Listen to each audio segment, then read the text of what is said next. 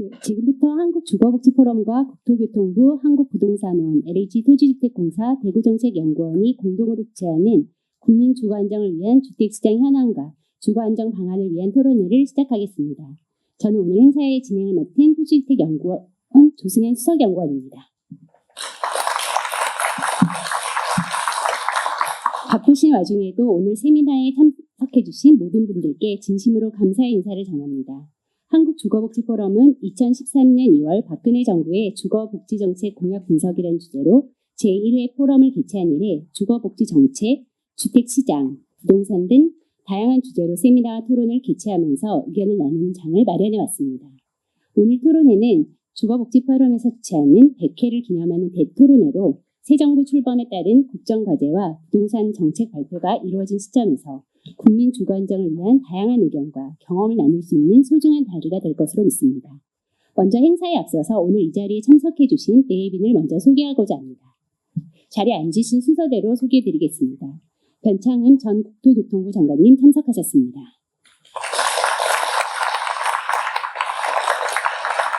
한국주거복지포럼 이상한 이사장님 참석하셨습니다.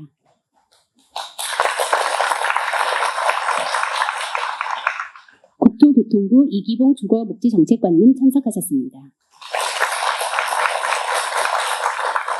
한국토지주택공사 조경숙 주거복지본부장님 참석하셨습니다. 한국주거복지포럼 장용동 상임대표님 참석하셨습니다. 한국토지공사 문희구 대구경북지역본부장님 참석하셨습니다. 한국부동산원 손태락 원장님 참석하셨습니다. 한국부동산원 김근용 연구원장님 참석하셨습니다. 주택관리공단 강성민 사장님 참석하셨습니다.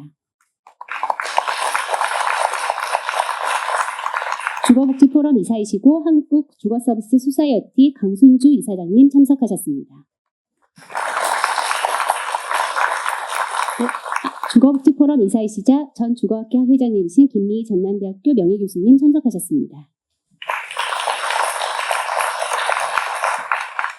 다음으로 오늘 이 행사를 주최하신 이상한 한국주거복지포럼 이사장님의 개회사가 있겠습니다.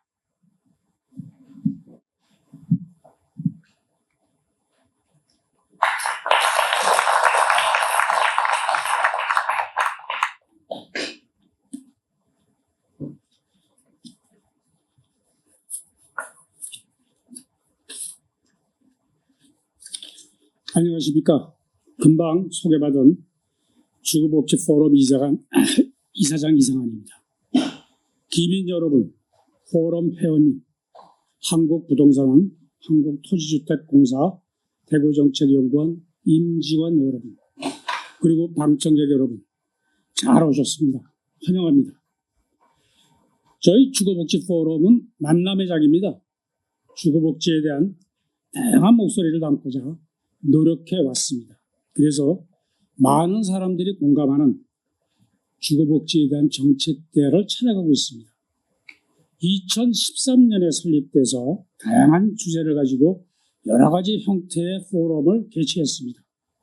적어도 1년에 한 차례 정도는 지방에서 개최하고자 노력하고 있습니다. 지역의 주거복지 현황을 파악하고 바람직한 대안을 모색해서 시행되고 있는 좋은 대책을 서로 공유하기 위함입니다.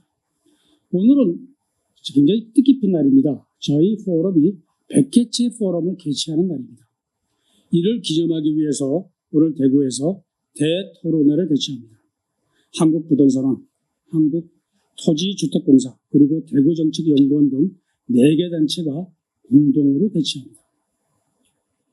이 포럼은 10년을 맞이했는데 지금부터 다시 저희는 일해라는 마음을 갖고 앞으로도 계속해서 다양한 분들의 좋은 목소리를 담고자 노력하겠습니다. 그래서 저희는 국민의 삶의 질 향상을 위한 빗걸음이 되도록 노력해 나가겠습니다. 특히 오늘 이렇게 좋은 자리를 만들어 주신 손태락 원장님 대단히 감사합니다. 바쁘신 일정에 불구하시고 환영사를 해주시는 손태락 원장님, 그리고 축사를 해주시는 이기봉 주거복지정책관님, 굉장히 감사합니다. 여러분 다 아시다시피 집은 단순한 공간이 아니라 삶의 터전입니다. 국민의 안전과 복지를 지탱하는 가장 기본적인 기반입니다. 그러나 우리 사회는 주택시장의 불안이 지속적으로 반복되고 있고 이를 위해서 주거 불안을 아직 해소하지 못하고 있는 상황입니다. 이런 문제의식을 바탕으로 주거복지 안전을 위한 정책적 해법을 모색하고자 오늘 대토론회를 개최하게 됐습니다. 주제는 여기 써 있는 바와 같이 주택시장 현황과 주거 안정 방안으로 설정했습니다. 국민 모두가 안심하고 살아갈 수 있는 주택시장과 주거 환경을 어떻게 만들어 나갈 것인가에 대한 심도 있는 논의를 나누고자 합니다. 이를 위해서 먼저 4가지의 발표가 있습니다. 기조 강연에는 변창흠 전 교통부 장관께서 중앙정부 중심의 정책을 넘어서 지역이 주도하는 주거복지의 새로운 가능성을 모색합니다. 바쁘신데도 시간을 내주신 우리 변창흠 장관님께 감사의 인사를 드립니다. 변 장관님 고맙습니다. 이어지는 발표에는 한국부동산원의 윤종만 박사님, LH 형희재 처장님, 주택산업연구원의 김덕래 박사님 등이 주택시장, 주거복지 정책, 주택 공급에 대해서 현재의 상황을 진단해보고 올바른 정책 방향을 모색해봅니다. 지정 토론자로는 우리나라 주거복지 정책을 총괄하고 있는 이기봉 정책관님을 비롯해서 이 분야의 최고 전문가 6분을 모셨습니다. 자장으로는 포럼의 장영동 상임대표께서 수고해 주십니다. 워낙 명자장으로 소문이 나 있는 분이라 오늘 열띤 토론을 유도해 주실 것으로 기대합니다. 지정 토론자 이외에 오늘 참석하신 분들께서도 적극 참여하셔서 함께 고민하고 좋은 말씀을 나눠주시기 바랍니다. 오늘의 논의가 국민의 주거 안정을 앞당기는데 소중한 밑거름이 되기를 진심으로 기원합니다. 토론의 준비를 위해서 애쓰신 주거복지 포럼의 사무국, 한국부동산원, 그리고 토지주택연구원 관계자분께 감사 인사를 드립니다. 포럼에 참석해 주신 모든 분들의 가정과 직대에 건강과 행운이 가득하시기를 기원합니다. 대단히 감사합니다.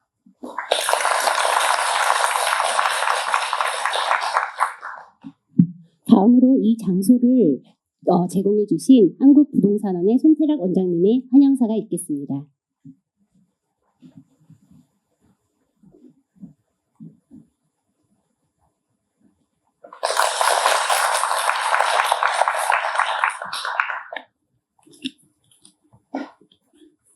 네, 안녕하십니까. 한국주거복지포럼 관계자 여러분, 그리고 내빈 여러분 반갑습니다. 한국부동산원 원장 손태락입니다. 우선 보편적 주거복지를 위한 정책 대안을 제시하고 지속가능한 주거복지 체계를 구현하기 위해 국내 학계와 다양한 분야의 전문가들이 뜻을 모아 2013년에 설립한 한국주거복지포럼의 100회 포럼을 진심으로 축하드립니다. 그리고 국민 주거 안정을 위한 주택시장 현황과 주거 안정 방안이라는 주제 아래 우리원에서 함께하는 본 대토론회에 참석해 주신 변창흠 전 국토교통부 장관님과 한국주거복지포럼의 이상한 이사장님, 그리고 장영동 상임대표님, 이기봉 국토부 국장님을 비롯한 여러분들께 환영과 감사의 인사를 드립니다. 주택시장은 국민의 삶과 직결된 중요한 영역입니다.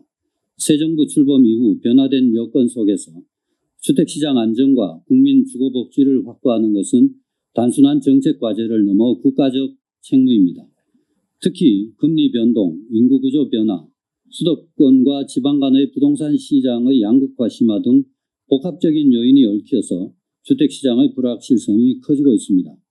이에 따라 정부와 공공기관, 학계 그리고 민간이 함께 머리를 맞대어 지속가능한 대안을 마련해야 할 때입니다. 우리 원도 그동안 객관적 지표를 통한 시장 진단, 거래, 가격, 수급 정보의 통합 분석을 통해 정부와 국민이 신뢰할 수 있는 정보와 통계를 제공해 왔습니다. 앞으로도 데이터 기반 분석 역량을 더욱 강화하고 시장 변화에 선제적으로 대응할 수 있는 연구와 정책 지원에 최선을 다하겠습니다. 오늘 100회 포럼은 새 정부 출범 후 주택시장 상황과 여건 변화를 검토하고 국민 주거 안정을 위한 주거 복지 및 주택 공급 등 정책 방안을 모색하는 중요한 자리입니다. 오늘 이 자리에서 제시될 다양한 지혜와 해법은 주택시장 안정이라는 공동의 목표 달성에 기여할 것이라 생각합니다. 함께 해주신 모든 발표자와 토론자 그리고 참석자 여러분들께 다시 한번 깊이 감사드립니다. 오늘 여기에서 축적된 지식과 지혜가 국민이 체감하는 주거 안정으로 이어질 수 있도록 저희 한국부동산원도 그 주어진 역할을 다하겠습니다. 감사합니다.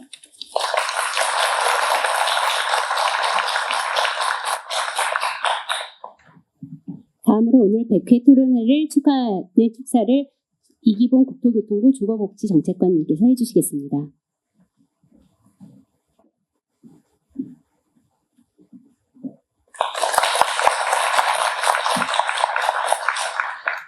네, 안녕하십니까. 국토부 주거복지정책관 이기봉입니다. 먼저 주거복지 포럼의 100회 기념 대토론회 개최를 진심으로 축하드립니다. 또한 오늘 기조 강연을 해주실 변창흠 전 장관님과 대토론회를 준비해 주신 이상한 주거복지 포럼 이사장님, 장용동 대표님을 비롯한 관계자 여러분들께도 감사의 말씀을 드립니다. 또한 바쁘신 일정에도 참석해 주신 내외 귀빈 여러분, 그리고 발제와 토론을 맡으신 분들께도 감사 인사를 드리겠습니다. 한국주거복지 포럼은 지난 2013년 설립된 이후 사회의 다양한 주거 이슈를 논의하고 새로운 방향을 제시하는 토론의 장이 되어 왔습니다.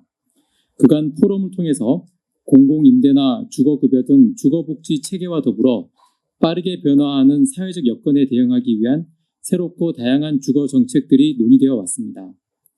오늘로 100회를 맞아 개최된 이번 대토론회에는 현재 주택시장을 진단해보고 향후 주거복지 정책의 방향을 논의하는 의미 있는 자리가 될 것으로 기대됩니다. 그간 경제성장과 함께 전반적인 주거 수준이 향상되면서 주거복지 정책에 대한 국민들의 기대와 요구 수준은 더욱 높아지고 있습니다. 또한 그 이면에는 반지하나 옥탑방, 고시원 등 열악한 주거 환경에 놓인 국민들도 여전히 많습니다. 1인 가구의 증가와 저출생, 고령화 등 인구구조 변화로 새로운 주거 문제도 등장하고 있습니다. 이러한 상황 속에서 정부는 공적 주택의 공급을 확대하고 주거 여건도 개선하여 모든 국민이 안심하고 살아갈 수 있는 주거 환경을 조성하고자 합니다. 충분한 공적 주택을 공급하고 노후 공공임대 리모델링 등을 통해서 질적인 개선도 추진해 나갈 예정입니다. 특히 청년 1인 주택이나 신혼부부, 고령자 등 수요자별로 맞춤형 주거복지 서비스를 제공하는 특화 공공주택도 공급해서 다변화하는 주거 수요에 대응하도록 하겠습니다. 취약계층을 더 두텁게 보호하기 위해 주거급여 제도를 보완하고 지원 규모도 점차 확대하고 쪽방이나 반지하 등에 거주하는 주거 취약계층은 지속 발굴해서 이주를 지원할 예정입니다.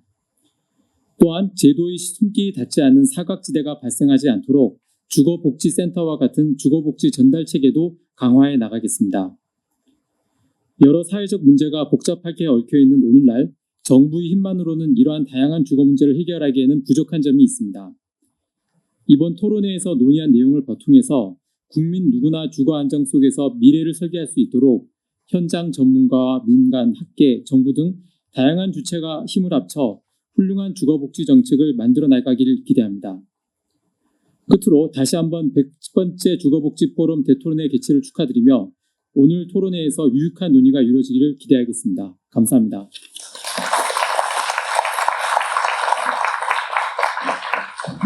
감사합니다. 먼저 기조 강연으로 지역 주도형 주거복지 체계의 경험과 과제라는 주제로 변창흠 전 장관님께서 발제해 주시겠습니다. 앞으로 나오실 때 큰 박수로 맞이해 주시기 바랍니다.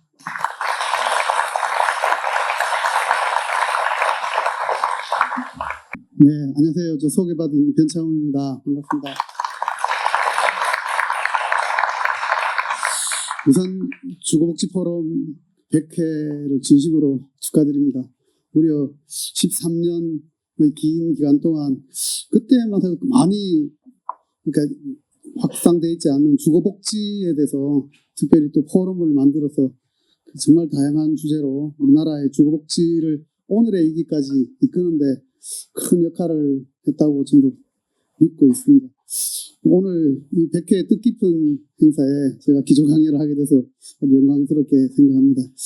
뭐 아시다시피 제가 이제 이렇게 뜻깊은 자리에 어떤 말씀을 제가 드릴 수 있을까 하고 고민하다가 저는 이제 뭐 아시다시피 그 SH 공사에 한 3년 있었고 그 다음에 이제 또 LH 있다가 이제 국토부 잠깐 했습니다.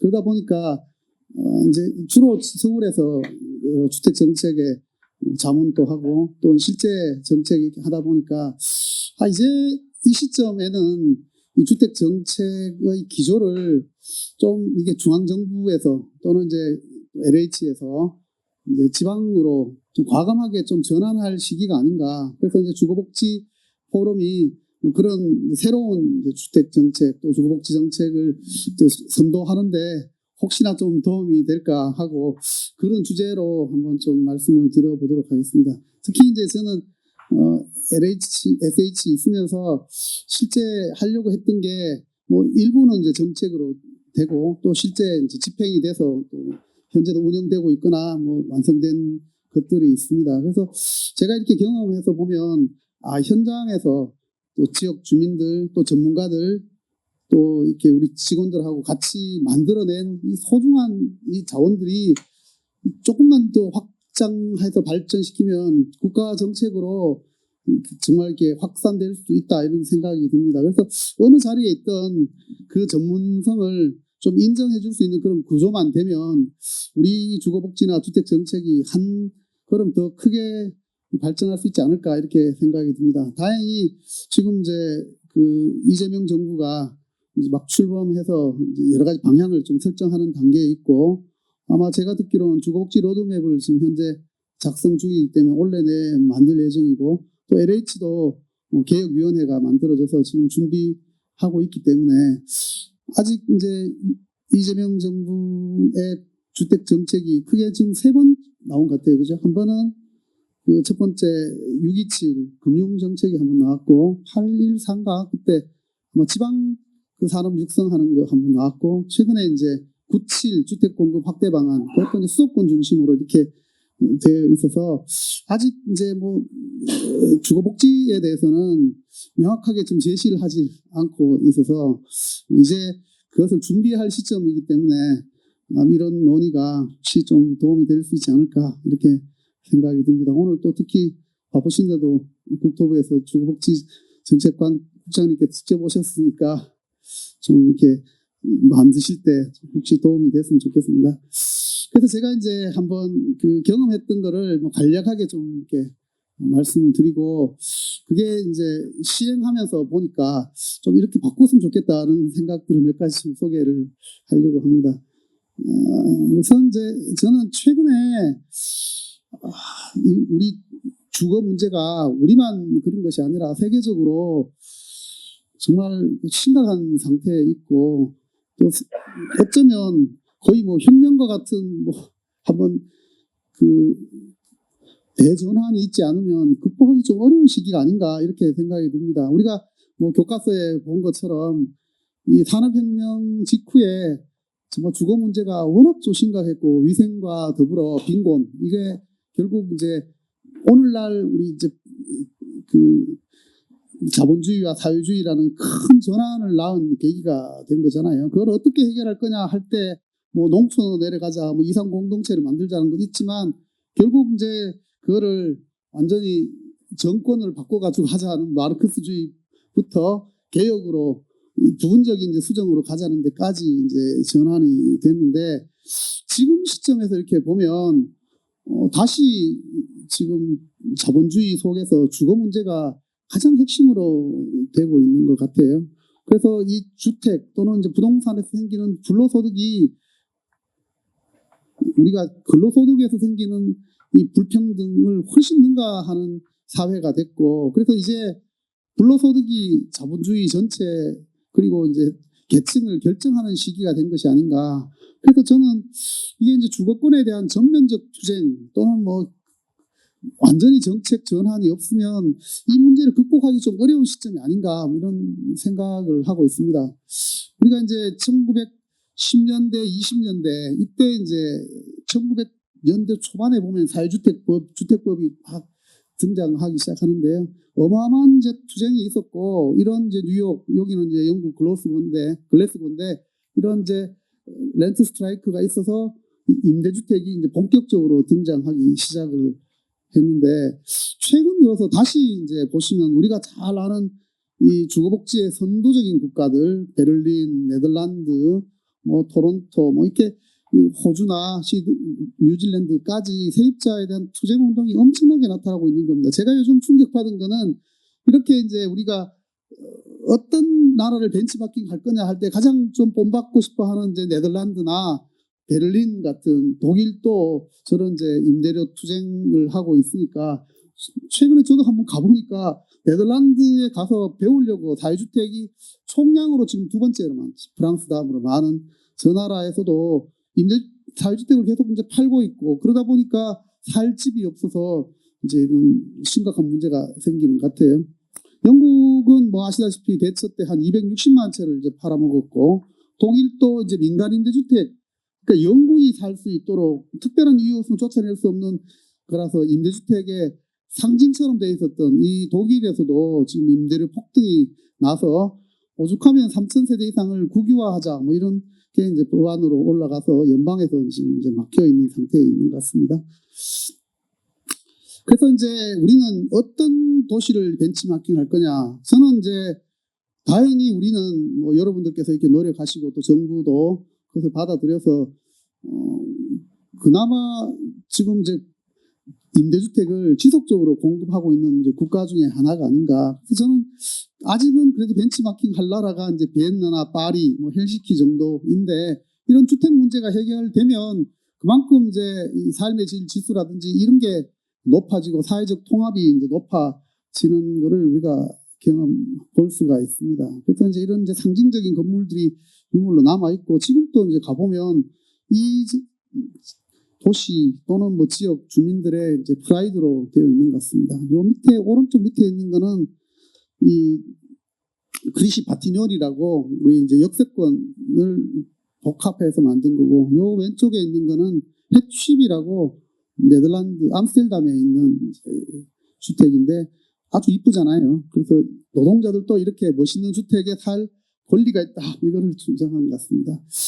어쨌든 이제 우리나라에서도 이제 주거복지가 본격화되면서 주택건설촉진법에서 주거기본법으로 이렇게 만들어져서 최저 주거 기준에 대한 그 원칙이 만들어졌는데, 아직까지 이제 우리 주거기본법에서 최저 주거 기준이 미달하는 가구가 있더라도 여기 보시면 지원할 수 있다, 그렇잖아요, 그죠? 미달되는 가구를 위해서 노력해야 한다, 이렇게 돼 있기 때문에 이게 이제 강행 규정으로, 국가의 의무 규정으로 완벽하게 돼 있지 않고, 실제 미달 가구에 있더라도 정부 정책하고 또는 완전히 연결은 되고 있지 않기 때문에 우리가 이제 앞으로 노력해야 될 부분이 아닌가. 그 점에서 보면 이제 프랑스의 뭐 달러법 같은 경우에는 여기 이제 명시적으로 이것을 이제 병시하는 차이가 있죠. 그렇다고 해서 뭐 이 나라에서도 모든 주택 문제를 해결해 줄 수 있는 건 아니지만요.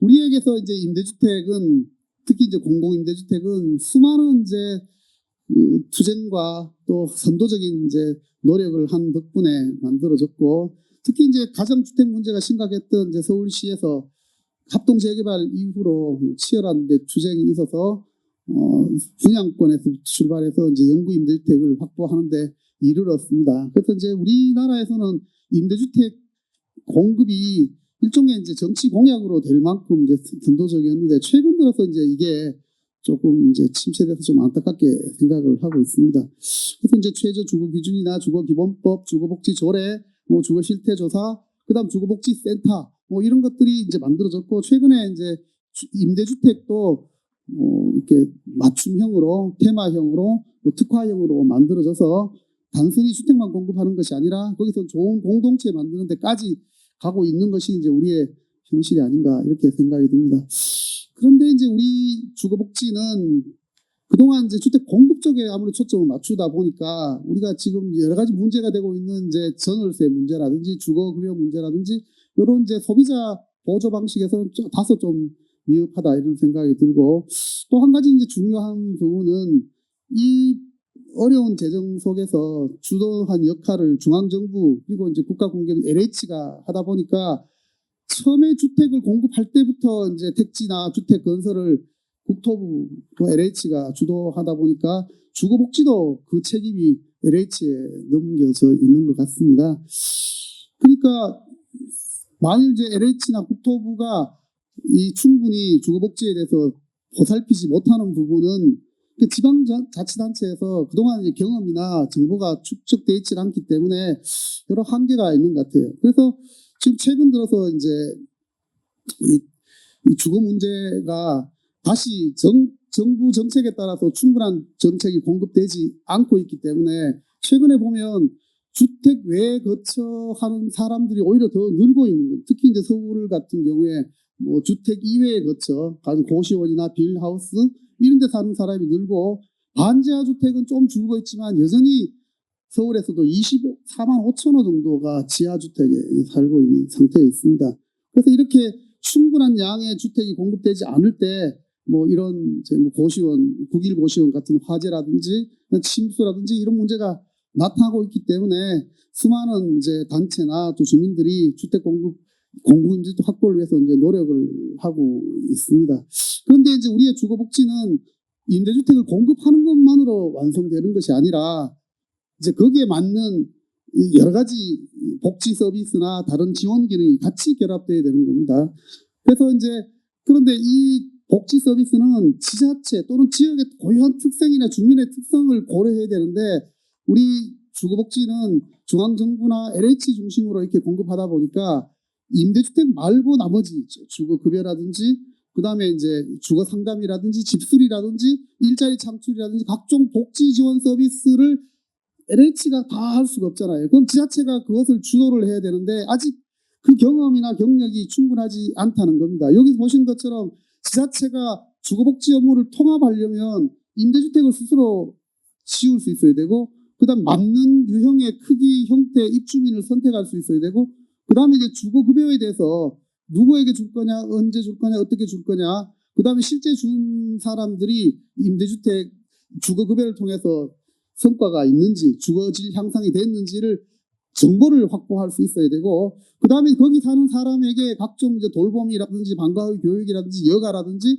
또는 이제 각종 복지 지원 서비스를 결합할 수가 있어야 되는데 이 부분이 아직 이제 우리 미흡하다. 그래서 이게 이제 우리의 과제가 아닌가 이렇게 생각합니다. 최근에 이제 이재명 정부 국정 5개년 계획에서 주거복지 관련해서 이렇게 많은 조항들이 있습니다. 그래서 이제 얘가 있지만 여기에 지금 아직까지 지방이 어떤 식으로 역할을 할 건지 국가가 어떻게 할 건지에 대한 역할 분담은 아직은 명확하지 않고 만일 제 같으면 이번에 이제 주택 정책의 핵심은 이 지방의 이제 주거 정책 또 주거 복지에 대해서 이제 과감하게 좀 역할을 확대하겠다 이런 거를 어딘가 한번 적을 만한데 제가 아무리 들여다봐도 그까지는 나오지 않았던 것 같습니다.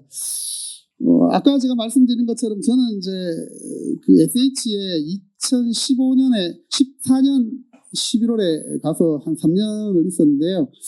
제가 있으면서 두 가지를 했습니다. 하나가 이제 SH란 뭐 하는 데인가 생각을 해보니까 하나는 주거복지 전문기관이다. 또 하나는 이제 공공 디벨로퍼다. 그래서 이제 그러면 주거복지는 어디서 시작하나? 그럼 임대주택부터 시작을 하는 거죠. 그때는 주거급여가 없었으니까. 그래서 이제 임대주택을 관리하는데 초점 맞추자. 여기에 이제 우리 입주민이 사시니까. 근데 임대주택만 관리하는 게 아니라 임대주택을 기반으로 주변 지역하고 통합해서 연대하는 이 플랫폼 역할을 하자. 이걸 좀 생각을 했고요. 그래서 이제 이 임대주택에다가 여기 보신 것처럼 이제 주거급여. 이게 되나? 잠깐만. 뭐를 누르면 되는지 모르겠네요. 요거는 주거급여랑 민간임대주택까지 이 서비스 기관에서 총동원해서 하자 이거고요. 두 번째는 이제 재생에 대해서도 적극적인 역할을 하자. 세 번째는 이제 디벨로퍼가 되자. 직접 이제 개발을 하는 겁니다. 제가 가보니까 LH도 그렇지만 이 공기업이 하는 거는 뭔가 하면요. 택지 개발하고 주택 건설밖에 안 해요. 근데 도시라는 거는 택지와 주택으로 구성되어 있지는 않잖아요. 상가도 있고, 뭐, 일자리 넣는 공단도 있고, 뭐, 또 숙박시설도 있고. 그래서 이제 정관을 바꿔가지고 이 역할을 하도록 제가 이제 노력을 했습니다. 그래서 제가 이제 그중에 주거복지 쪽에서는 뭐 여기 보시는 것처럼 뭐 임대 관리뿐만 아니라 뭐 입주민 상담, 주거 보조, 계량, 주거지 관리, 맞춤형 재생까지 결합해서 통합해서 하자. 그러면서 이 간부들을 대거 주거복지단으로 보냈어요. 옛날에는 이제 힘없는 부장들이 가는 자리를 처장급 이상을 거기다 집중적으로 넣고, 그래서 이거를 총괄하는 이제 주거복지 전문가, 그때 이제 서종균 서장을 또 모셔가지고, 그다음 주거복지센터장을 모셔가지고 주거복지 전문가를 영입해서 본격적으로 하고, 주거복지센터를 핵심적인 간부들을 여기다 모셨습니다. 현장 중심으로 조직도 개편하고 뭐 이런 노력을 했습니다. 그래서 주택이라는 게 단순히 임대주택으로 끝나는 것이 아니라 일자리 상담, 그다음에 뭐 공동체 활성화, 뭐 입주민 각종 서비스 이런 것들 했고, 뭐 재밌게 여기 보시면 뭐 버섯도 키워보고 뭐 일자리도 만들고, 그다음 주거복지 페스티벌이라고 해서 그때 이제 조선일보랑 같이 매년 또 행사도 했습니다. 그다음에 이제 맞춤형 임대주택을 시작을 했는데, 그때 처음 나온 게 요겁니다. 여기 여러분 잘 아시는 것처럼 매입 임대주택에 대해서 지자체 장하에게 30%의 입주자 선정 권한을 처음 부여한 겁니다. 그러다 보니까 원룸에서 시작한 거죠. 그러다가 이제 매입 다세대 주택에 시작했는데, 그 30% 범위 내에서 지자체 장은 뭐 처음 시작한 게 성북구인데 도전수계라 청년 창업주택을 지었고, 그 다음에 이제 금천구는 그 홀몸 어르신 주택을 만들고, 뭐 그런 식으로 해서 테마형 주택이 이제 본격화된 것이고, 지금 이제 특화형으로 이제 발전해서 여기 보신 것처럼 뭐 홀몸 어르신 주택, 노인 주택, 이음채, 뭐 여성 안심 주택 뭐 이런 식으로 됐고, 그게 이제 국토부의 창업 지원 주택으로 이렇게 발전을 했습니다. 또 한 가지 이제 주거복지 거버넌스인데, 이 임대주택 관리만으로 끝나는 게 아니라면, 이게 이제 주변에 있는 뭐 자치센터나 지역복지관, 치안센터, 소방서 이런 데랑 완전히 연결을 해야 되는 거예요. 자살 예방도 그렇고 각종 교육, 일자리 이런 게 다 마찬가지잖아요. 그래서 이 복지 네트워크를 만들어서 뭐 여러 가지 이제 활동들을 해봤고, 그 다음에 임대주택에 사시는 분들이 정말 가난하기 때문에 그 돈을 몇 푼 아끼려고 이분들이 겨울인데도 가스를 안 틀어요. 그래서 전기장판을 쓰시거나 그냥 골방에 계시는 겁니다. 그래서 이제 우리 그때 온수매트 깔아드리고, 그 다음에 이제 한국에너지재단하고 해서 그 주택을 에너지 효율화 사업을 시작을 했습니다. 원래 이제 요거는 에너지 효율화 사업은 주로 이제 민간 임대주택, 다세대 다가구 주택 하는 건데, 그분들하고 해서 여러 주택을 지었고, 그다음 재생 에너지도 이제 설치를 해서 어쨌든 뭐 에너지 복지에 대해서도 신경을 썼습니다. 그래서 이제 또 한 가지 이제 중요한 거는 주거복지센터인데, 여기 보신 것처럼 이게 주거복지가 원래는 이제 요것만 하잖아요. 임대주택 관리만 하는 건데, 여기서 이제 옆으로 주거급여, 도시재생, 그 다음에 주거지원 서비스를 결합하고, 더 나가면 이제 민간까지 결합해서 하나의 플랫폼 역할을 하자. 이게 이제 기본 생각입니다. 그래서 제가 이제 열심히 요 주거급여 요 조사 있잖아요. 요거를 이제 LH에 좀 달라. 그래서 우리 김재정 실장한테 열심히 얘기했는데 끝내 안 줘요. 그래서 제가 이제 LH에 가서, 아니 그 주거급여를 조사하기도 힘든데 뭘 그걸 그렇게 받으려고 노력을 했냐 그랬더니, 뭐 저희들이 꼭 하려고 한 건 아닌데 하다 보니까 그렇게 됐습니다. 이랬대요. 지금 또 저는 이제 정부가 과감하게 주거급여에 대해서는 재정 지원을 해주고 지자체에 넘겨줘야 이게 실질적으로 작동되지 않을까 이렇게 생각을 합니다. 그래서 이제 이 주거복지센터를 서울에서만 25개 자치구별로 만들고, 그 다음에 중앙주거복지센터를 만들었어요.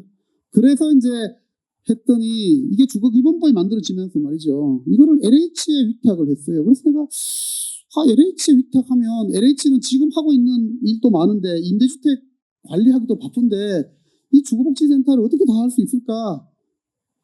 그러니까 결국 마이홈센터랑 임대주택 관리하는 거랑 이거랑 섞여서요. 참 힘들어요, 이게. 그래서 서울은 지금 이제 어쨌든 이 주거복지와 관련되는 게 지금 이제 통합돼서 주거안심종합센터라고 이렇게 좀 운영이 되고 있거든요. 그래서 지금 이제 저는 이 주거복지센터가 빨리 지자체에서 필수적으로 주택 상담하고, 그다음 집수리, 주거급여, 그다음에 일자리 뭐 이런 것들이 결합되는 구조로 만들어져야 되지 않는가 뭐 이렇게 생각합니다. 그 이제 LH에 가서 이제 제가 이렇게 보니까 이게 이제 LH가 이제 여러 가지 임대주택 하려고 노력을 많이 하는데 지자체 입장에서는 우리 동네 LH가 짓기만 하면 되지 굳이 내가 뭐 재정 부담할 이유가 없다 이런 거죠. 그래서 테마형으로 이런 이제 고령자 복지주택을 좀 공모하시라 이러면 이분들은 또 우리가 원하는 만큼 지원을 하질 않으세요.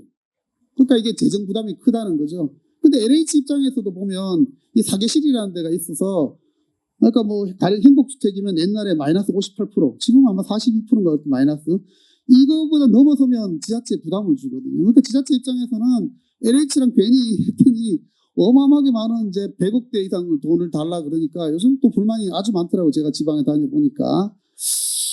그 다음에 이제 LH 입장에서는 입주자가 지금 현재 아마 320만 명쯤 된대. 그렇게 많은 분들 중에 힘드신 분 있잖아요. 마음 건강이 상하신 분도 있고 몸이 안 좋으신 분도 있고 식사 거르신 분도 있고 이러잖아요. 그러면 이 부분에 대해서 다 책임을 져야 되니까 임대사업자가 그 감당이 안 되잖아요. 그러니까 이게 이제 결국은 지자체랑 이 종합적인 복지 서비스가 돼야 되는데 이 부분이 이제 아직 그 집주인에게 이 책임을 많이 떠넘기고 있다는 거예요. 그 다음에 이제 주거급여는 아까 제가 말씀드린 것처럼 주거급여 외에 다른 거랑 같이 결합해야 되는데 이것들을 LH에도 부담을 주는 게 참 문제고요.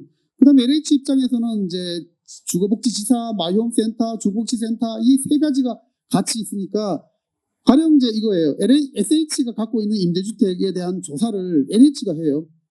아니 그냥 SH 주면 되는데 해요. 그러고 난다 이 정보를 다시 지자체나 SH 주냐? 주질 않아요. 그러니까 지자체 입장에서는 여기에 누가 사는지 어떤 상태에 있는지 이거 정보를 확보를 하지 못하니까 적절한 주거복지 서비스가 전달이 되질 않잖아요. 그래서 제가 이제 왜 이게 우리에서는 지방 분권형 주거복지가 잘 안 되는가 보면 이제 보시는 것처럼 LH 주도로 국토부 주도로 주택 공급을 했고 그게 복지에서도 그대로 돼 있기 때문에 국토부 입장에서는 LH를 시켜서 거기 인력이나 예산이나 자원을 쓰는 게 훨씬 낫겠죠. 그래서 여기에 의존하는 이 구조가 이제 완전히 관행이 된 겁니다.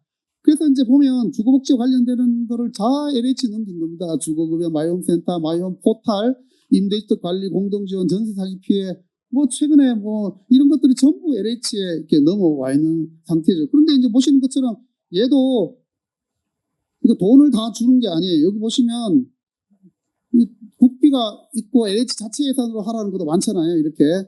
그러니까 이게 국토부 입장에서는 쉽게 넘길 수가 있는데 그래서 이거를 그러니까 LH가 다 하기가 참 어렵다는 겁니다. 그러니까 이제 지방에서는 이거를 전담하는 조직이 제대로 형성이 되어 있질 않아요. 그러니까 주거복지를 어디 사냐, 주택을 어디 사냐 보면 많은 지자체가 건축과 민원과에서 해요. 최근에 이제 전주시가 옛날에 주거복지과가 있었잖아요.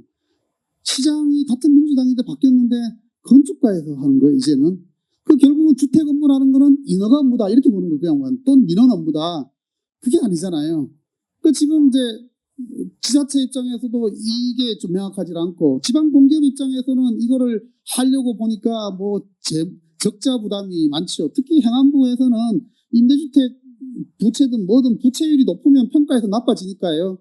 그러니까 이게 지금 지자체 중심으로 주거복지 시스템이 구축이 돼 있지 못한 상태인 겁니다. 그 와중에 이제 일부 지자체, 뭐 서울이라든지, 뭐 그다음에 시흥이라든지, 아까 이제 예를 들었던 뭐 전주라든지 이런 거 참 모범적으로 실행하고 있는 데도 있습니다. 가령 시흥 같은 경우에는 아예 이제 주거급여를 따로 이제 시흥형 주거비라 해가지고 지금 48%인데 한 50% 이상에 대해서도 이제 지원해주고 아동 주거비를 추가하고 해서 최근엔 청년수당 같은 게 나오고 있는 거는 맞죠. 그래서 제가 이제 하나씩 보면 주거급여는 아까 말씀드린 것처럼 지자체 주거급여 조사권이 없기 때문에 이제 말씀드린 것처럼 이 지자체만의 독특한 주거급여 금액이라든지 기준을 적용하기가 어렵다는 거예요. 미국 같은 경우에는 주거급여를 줬잖아요. 임대료를 보조를 해주면 이 돈을 술을 먹는지 마약을 하는지 알 수가 없잖아요. 그거를 일일이 조사를 해서 실제 주거 향상이 됐는지를 조사를 해야 되는데 그 정보가 또 공유가 돼야 되고요.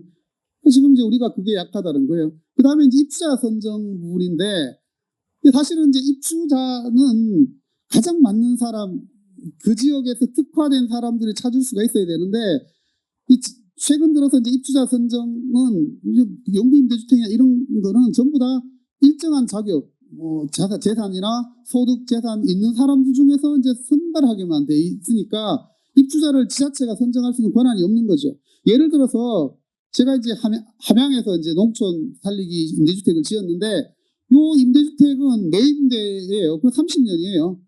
근데 30년 들어오면 학교를 살리려고 저 외부에서 모셨는데 이분이 30년간 계시는 거예요. 그러면 애들은 벌써 졸업을 했는데 이분은 계속 계셔. 그러면 학교가 또 망하잖아요. 근데 옆에 보면 지자체가 직접 지은 임대주택은 입주자 선정을 자기가 하는 겁니다. 그래서 마지막 막내가 초등학교 졸업할 때까지 이런 식으로 자격을 주할 수가 있거든요. 그래서 이제 만일 이 지자체한테 이런 권한을 주면 그렇게 가능하다는 거예요. 가령 산업단지 근로자 있잖아요. 산업단지의 종사자인 경우에는 가족이 내려가기 어려운 때가 많잖아요. 이러면 집이 있는 사람에게도 임대주택 줄 수 있어야 되는데 공공임대주택은 집이 있냐 없냐, 그죠? 소득 기준을 넘어서면 안 되잖아요. 자동차가 있어도 안 되고 비싼 자동차. 그러니까 얘가 이런 식으로 획일적인 국가가 주택도시기금이나 보조금을 줄 때 그 기준을 적용하면 안 된다는 거예요.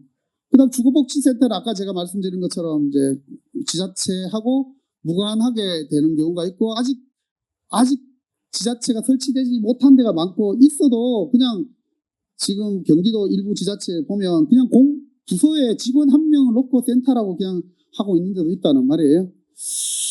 그다음에 이제 매입임대주택도 보면 제가 이제 지방에 공사 사장들한테 매입임대주택을 왜 안 하냐 물어보면요. 이게 LH랑 또 다르게 보조금을 반드시 LH는 출자가 되는 반면에 여기는 보조금을 반환을 해야 된다는 겁니다. 그래서 최근에 이제 LH에 대해뿐만 아니라 지방 공기업에 대해서도 출자할 수 있도록 좀 이렇게 법을 개정을 하는 안들이 지금 올라가 있고 또 일부에서는 한 매입 임대주택으로 보조금을 줬으면 건설임대는 보조금을 반환을 하지 않거든요. 여기는 이제 반환을 해야 되는 겁니다. 그래서 한 20년 정도 썼으면 반환을 좀 면제해주라 뭐 이런 것들이 지금 제안으로 좀 올라가 있는 상태입니다. 자, 이제 마지막으로 몇 가지 좀 말씀드리겠습니다. 우선 이제 임대주택 예산이 건설뿐만 아니라 관리 운영 예산까지 충분히 공급이 돼야 되는데 우선 이제 보시면 예산이 2022년에 한 20조였거든요. 근데 작년에 올해가 지금 13.8조입니다. 이만큼 줄어버린 겁니다. 윤석열 정부 기간 동안. 그러니까 이게 지금 이제 2026년 내년 공약 임대주택은 최소한 이 22년 수준은 좀 확보해야 되지 않나. 그런데 지금 아직 이재명 정부는 공공임대주택을 몇만 호 할지 아직 밝히진 않고 있어요. 그러니까 합해서 그냥 공적 지원주택 110만 호만 되어 있으니까 임대주택을 좀 충분히 늘려야 되겠다. 근데 임대주택 늘리되 관리 운영 예산을 좀 늘리라. 관리 운영이란 게요. 주거복지 서비스, 공동체 활성화, 생활안정, 일자리, 공용부, 재설계 이런 거 있잖아요. 오래된 주택이니까 노후임대주택 이런 것들을 바꾸는 거를 전부 다 임대주택 사업자, 즉 LH나 SH가 소유니까 직접 해라. 이렇게 너무 가혹하잖아요, 이게. 그래서 이제 제가 미국을 보니까 미국은 HUD가 한 110만 원 정도를 갖고 있는데 여기에 정부 재정으로 약 한 11.8조 정도 85억 불을 지원을 해요. 85억 달러를. 근데 우리는 지금 거의 뭐 몇천억 수준밖에 안 되잖아요. 우리는 지금 173만 원 좀 된다면 LH는 146만 원인데 그거를 공기업이나 지자체에 하라는 건 너무 가혹한 거죠. 그래서 이 부분을 좀 과감하게 지원을 해서 지자체에 넘겨야 되지 않는가 생각을 하고요. 최근에 이제 우리는 주거복지 특별법을 좀 만들어야 된다. 일본이 이제 이거를 만들어서 이제 주거복지에 대해서 지방주택에 대해서 특별하게 좀 할 수 있어야 된다. 그러려면 이제 주거복지 특별회계 또는 이제 아까 본 것처럼 주택도시기금에서 지방계정을 따로 두어서 지자체가 좀 협력해서 만들 수 있도록 거기에는 뭐 전 주거복지위원회 그 다음에 지역의 주거복지센터 뭐 최저주거 기준을 위한 주거권 보장 뭐 이런 것들을 넣는 좀 특별법을 좀 만들어서 이제 이재명 정부의 주거복지 정책이 또는 주택 정책이 완전히 바뀌었다는 것을 좀 상징적으로 선언할 필요가 있지 않는가 이렇게 생각을 하고요. 그래서 이제 주거복지를 위해서 아까 말씀드렸던 입주자 선정권, 그 다음에 지자체에 대해서 각종 지원을 확대한다든지 주거급여에 대해서도 지자체가 좀 총괄할 수 있도록 해준다든지, 그 다음 아까 말씀드린 것처럼 주택도시기금에서 지방계정을 확대하는 이런 게 좀 필요하고, 지자체의 주거복지센터를 더욱더 활성화할 필요가 있다. 그 다음에 이제 주택이란 문제는 집으로만 끝나는 게 아니라 각종 이제 업무, 정보, 서비스가 같이 결합되어야 되기 때문에 지역 단위에서 이런 주거복지 네트워크를 어떻게 만들 거냐가 정말 중요하고, 이 복지 인력들이 상호 교류할 수 있도록 경력과 교육을 인정하는 게 좀 필요하다. 그 다음에 이제 저는 사회주택 사업자들이 요즘 이제 열심히 노력을 많이 하는데, 이제 우리는 임대주택을 단순 업무 관리가 아니라 지금 보시면요, 주택관리공단하고 민간 이 주택관리업체 간에 서비스 차이가 있어요. 주택관리공단은 주거복지 향상과 안정한 유지관리까지 하지만 민간 사업자들은 그렇게까지 할 업무가 없는 겁니다. 그래서 SH도 보면요, 직영단지에는 취업, 알선 이런 것까지 다 하지만 민간에서는 이 행정 업무밖에 안 하잖아요. 그러니까 이제는 우리가 주택 관리 업무를 이런 것까지 다 할 수 있도록 해야 되고, 이렇게 하려면 주민들이 스스로 입주민들이 협동조합을 만들든지 사회적 기업을 만들든지 마을 기업을 만들든지 이렇게 하든, 또는 사회주택 사업자가 이거를 맡도록 유도를 해서 좋은 공동체를 만들도록 노력해야 되지 않을까 이렇게 생각합니다. 저는 이제 옛날부터 지방의 임대주택은 주택만 좋아서 될 게 아니라 주택의 돌봄 서비스, 일자리, 혁신공간 이런 거를 같이 결합하는 주거 플랫폼을 만들자. 그걸 얼마나 만드냐. 옛날에 제가 한 100만 원 했는데 욕심이 줄어가지고 30만 원 정도라도 좀 만들자. 그걸 어디서 만드냐. 수도권에서 만드는 개발 이익을 지방으로 싸서 그렇게 만들면 좋겠다. 이렇게 좀 생각을 합니다. 마지막으로 이 임대주택을 만들고 끝나는 게 아니라 만들어 놓고 관리 운영할 수 있는 이 실행 모델 있죠. 그래서 임대사업자 또는 사회주택 사업자 또는 주민들 또는 협동조합이 구성이 돼서 여기서 좋은 주택을 설계를 하고, 그 다음에 이 양반들이 관리 운영까지 할 수 있는 이런 모델이 있죠. 이런 모델들이 수도 없이 많이 만들어져서 이 모델 속에서 좋은 공동체도 만들어지고 개발 이익도 공유할 수 있는 이런 거를 만들면 우리 주거복지도 한 걸음 더 높아질 수 있지 않을까 이렇게 생각을 합니다. 이상 발제를 마치겠습니다. 네, 경청해 고맙습니다. 네, 영상 장관께 다시 한번 큰 박수 부탁드리겠습니다. 주제 발표를 하겠습니다. 첫 번째 주제 발표는 주택시장 현황과 진단이라는 주제로 윤종만 한국부동산원의 부연구원장께서 발표해 주시겠습니다. 앞으로 나오실 때 큰 박수로 환영해 주시기 바랍니다. 감사합니다.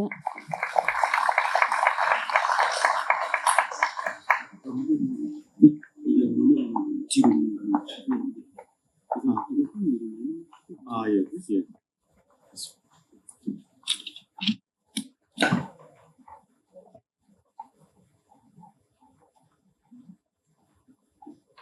안녕하십니까. 한국부동산 윤종만입니다. 시작하기 앞서 여담이지만 저희 원분들도 많이 보이시는데 모르시는 분들 앞에서 얘기하는 것보다 훨씬 더 긴장이 되는 것 같습니다. 제가 조금 목소리가 떨리더라도 이해 부탁드립니다. 제가 오늘 발표할 내용은 2025년 주택시장 현황과 진단입니다.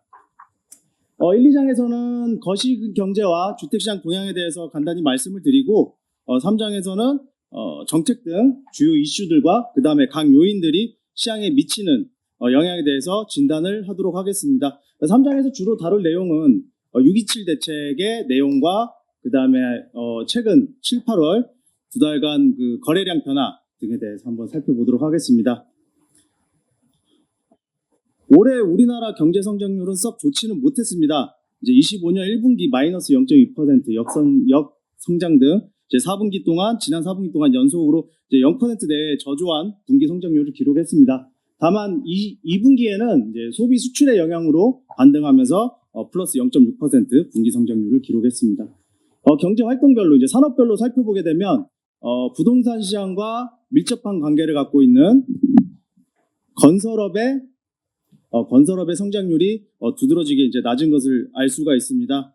그리고 1분기에도 마이너스 13%, 2분기에도 마이너스 12% 경제 성장률을 산업 성장률을 기록을 했고 경제 성장률에 대한 기여도가 마이너스입니다.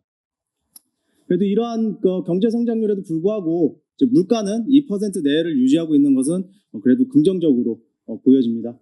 그리고 낮은 경제 성장률과 이제 안정된 물가 상승률로 해서 우리나라 기준금리는 이제 경제 성장 하방 압력을 위해서 2월과 5월에 각각 이제 0.25% 인하를 했고요. 그 다음에 7월 기준 현재까지 9월 현재까지 2.5%를 유지하고 있습니다.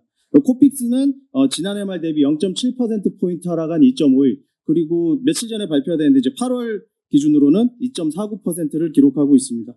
주담대 금리는 지난해까지 올 초까지 4%대를 유지를 하다가 5월 3.87%, 그다음 7월은 소폭 상승해서 3.96%를 기록했습니다.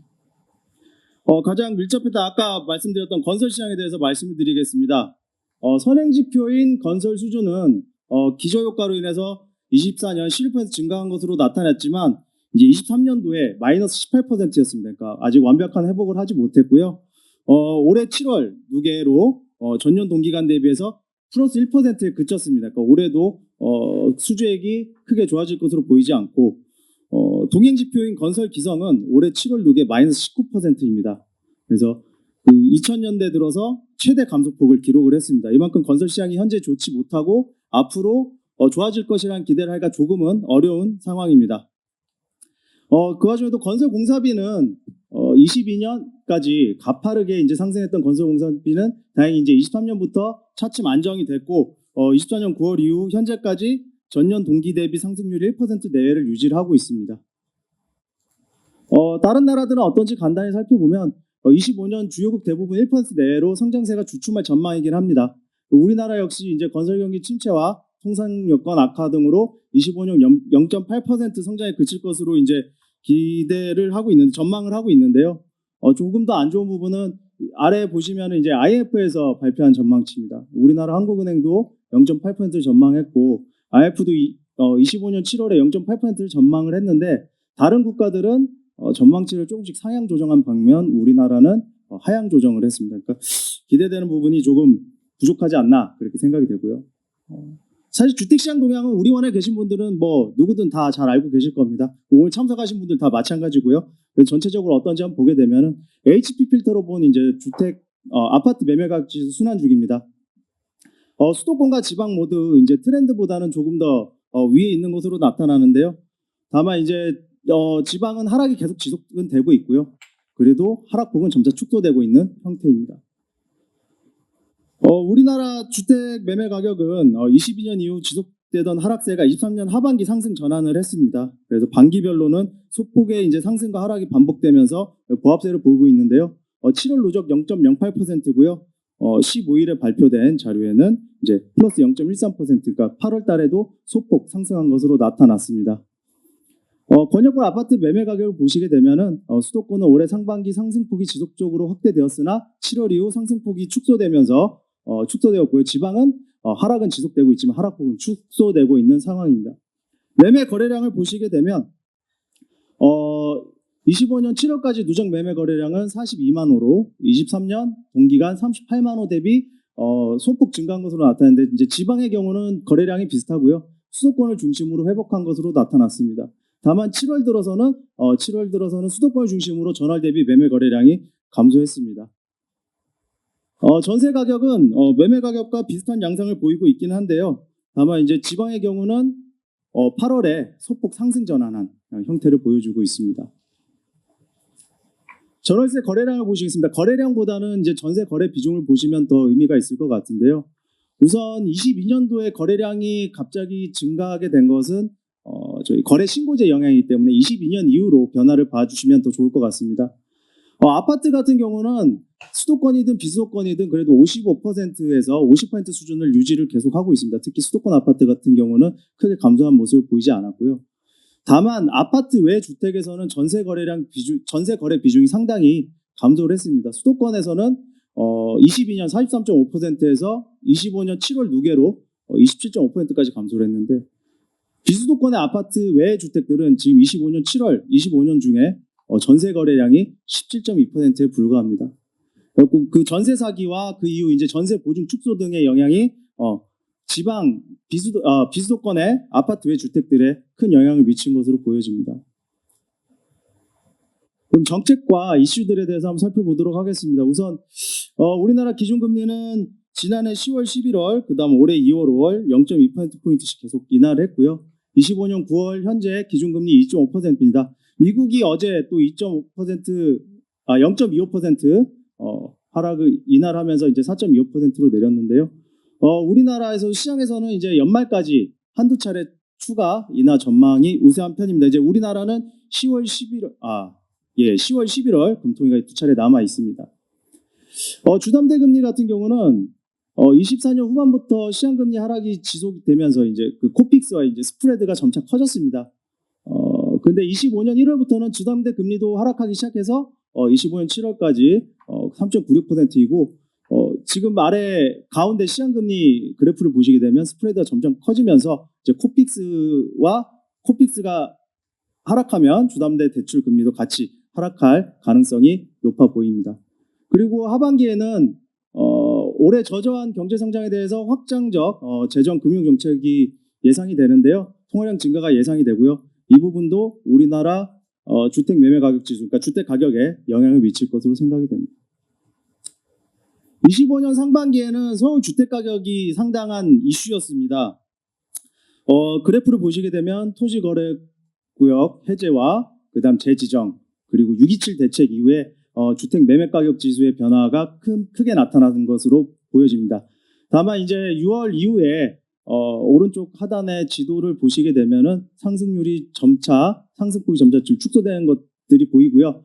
현장 동향도 살펴보게 되면은 강남권 일부 주요 단지와 마용성 재건축 단지의 신고가 갱신 외에는 일부 서울의 다른 지역들은 9억 원 이하 단지 위주로 거래가 되고 있고 10억 이상 단지는 거래가 위축이 되면서 상승폭이 축소되고 있다고 현장에서 보고 있습니다. 뒤에 거래량에 대해서도 한번 보도록 하겠습니다.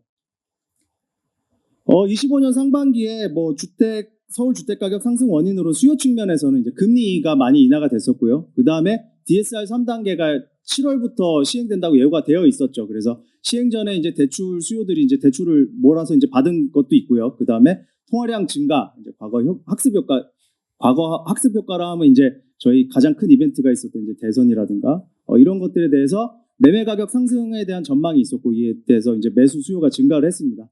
공급 측면에서는 건설 원가 상승 및 PF 부실로 공급이 위축이 됐고요. 그 다음에 공공부문 주택 공급이 지연됐고 비아파트 공급 감소 등으로 이제 주택 공급이 감소하면서 주택 가격 상승에 이제 영향을 미쳤고 이와 관련해서 이제 정부에서는 6.27 가계부채 관리 방안으로 이제 수도권 중심의 강화된 가계부채 관리 방안을 발표를 했습니다. 그리고 며칠 전에 주택 공급 확대 방안도 발표를 했고요. 이와 관련해서 이제 6.27 대책에 대해서 간단하게 내용을 살펴보고 어떤 영향이 예상되는지 그리고 7, 8월간 어떤 결과가 있었는지 한번 보도록 하겠습니다. 다들 잘 아시는 내용인데요.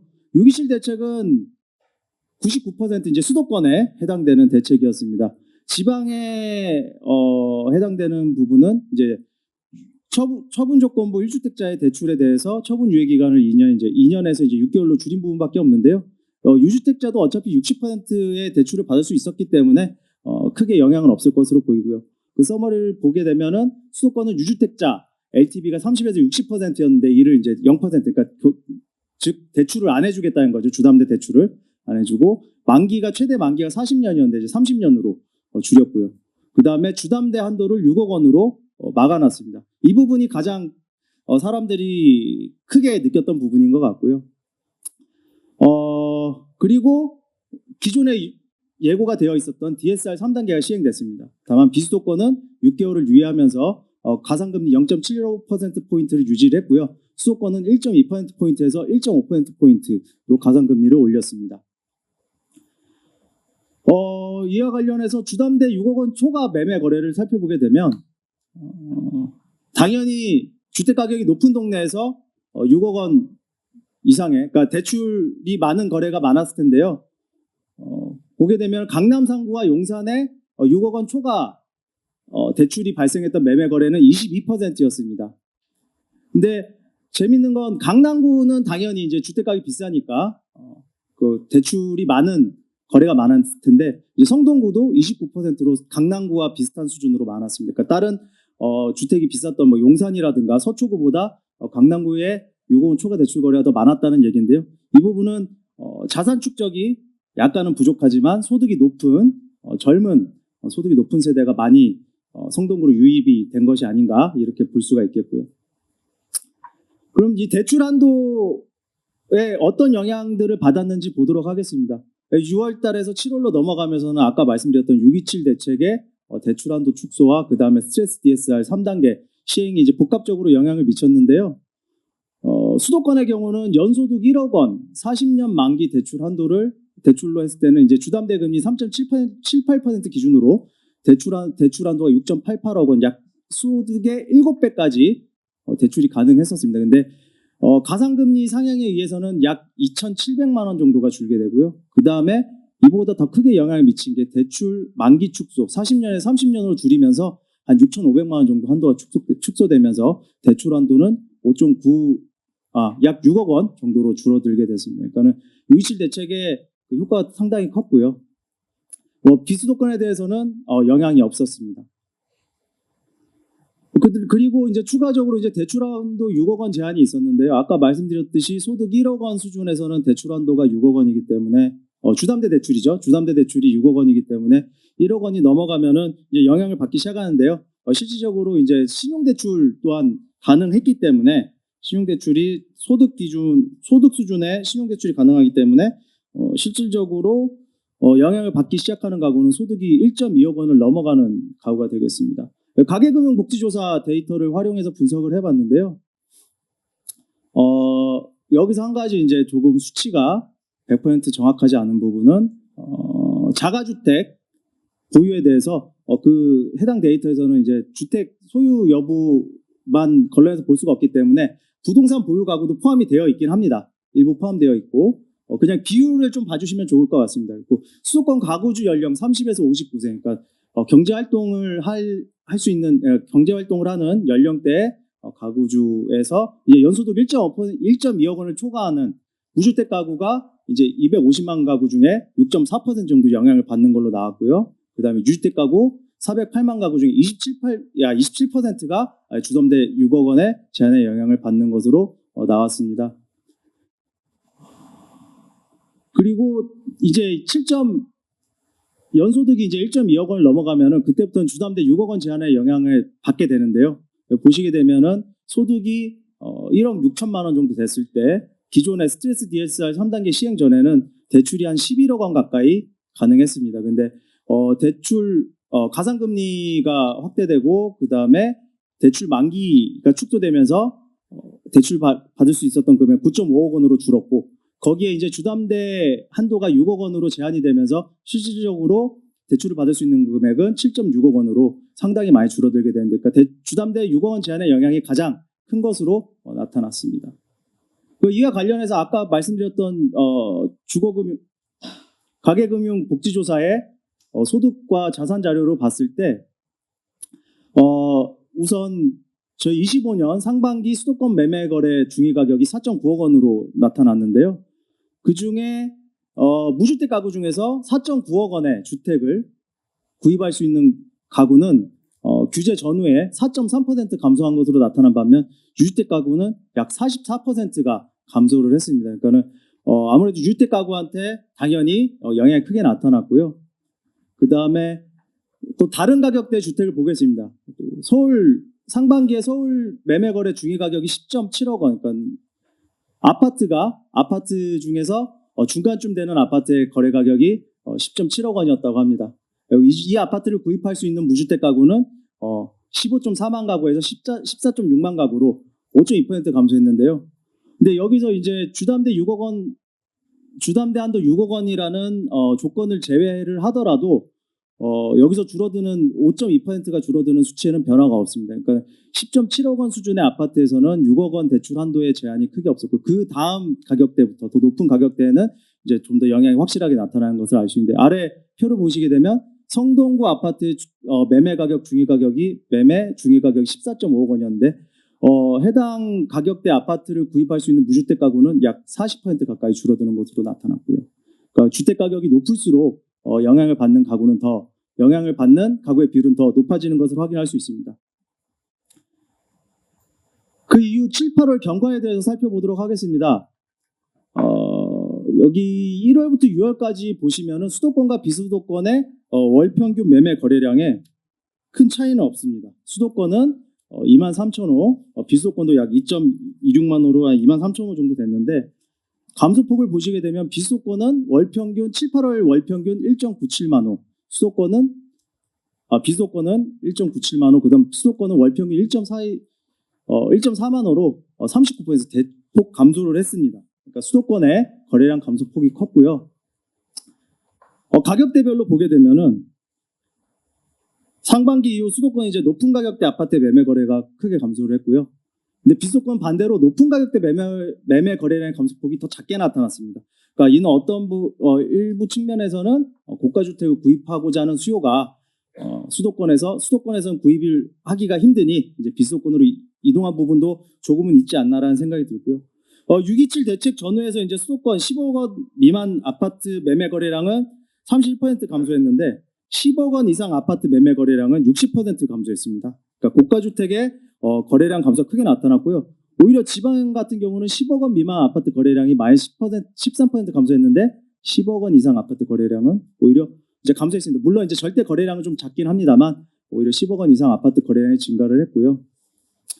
여기서 이제 거래량의 중위 가격을 보시게 되면 아까 앞에서도 중위 가격에 대해서 잠깐 말씀드렸는데 1월부터 6월 사이에 거래된 서울 아파트 매매 거래 중위 가격 10.8억 원인 반면 7, 8월에는 8.9억 원으로 많이 낮아졌습니다. 그러니까 거래 가격대의 분포가 많이 낮아진 것으로 보이고 비수도권과 이제 5대 광역시를 보시게 되면 오히려 거의 그대로 유지를 하고 거래량 전체적인 거래량은 줄었지만 거래 금액대 분포는 이제 비슷한 형태를 나타내고 있고요.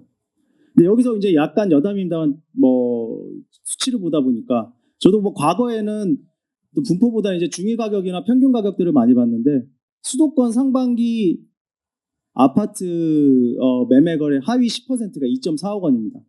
근데 비수도권의 1월부터 6월까지의 아파트 매매 가격의 중위 가격을 보시게 되면 2.4억 원입니다. 그러니까 수도권에서 아무래도 조금 사람들이 비선호하는 하위 10%면 지역적으로나 아파트 상태로나 좀 비선호하는 아파트일 텐데요.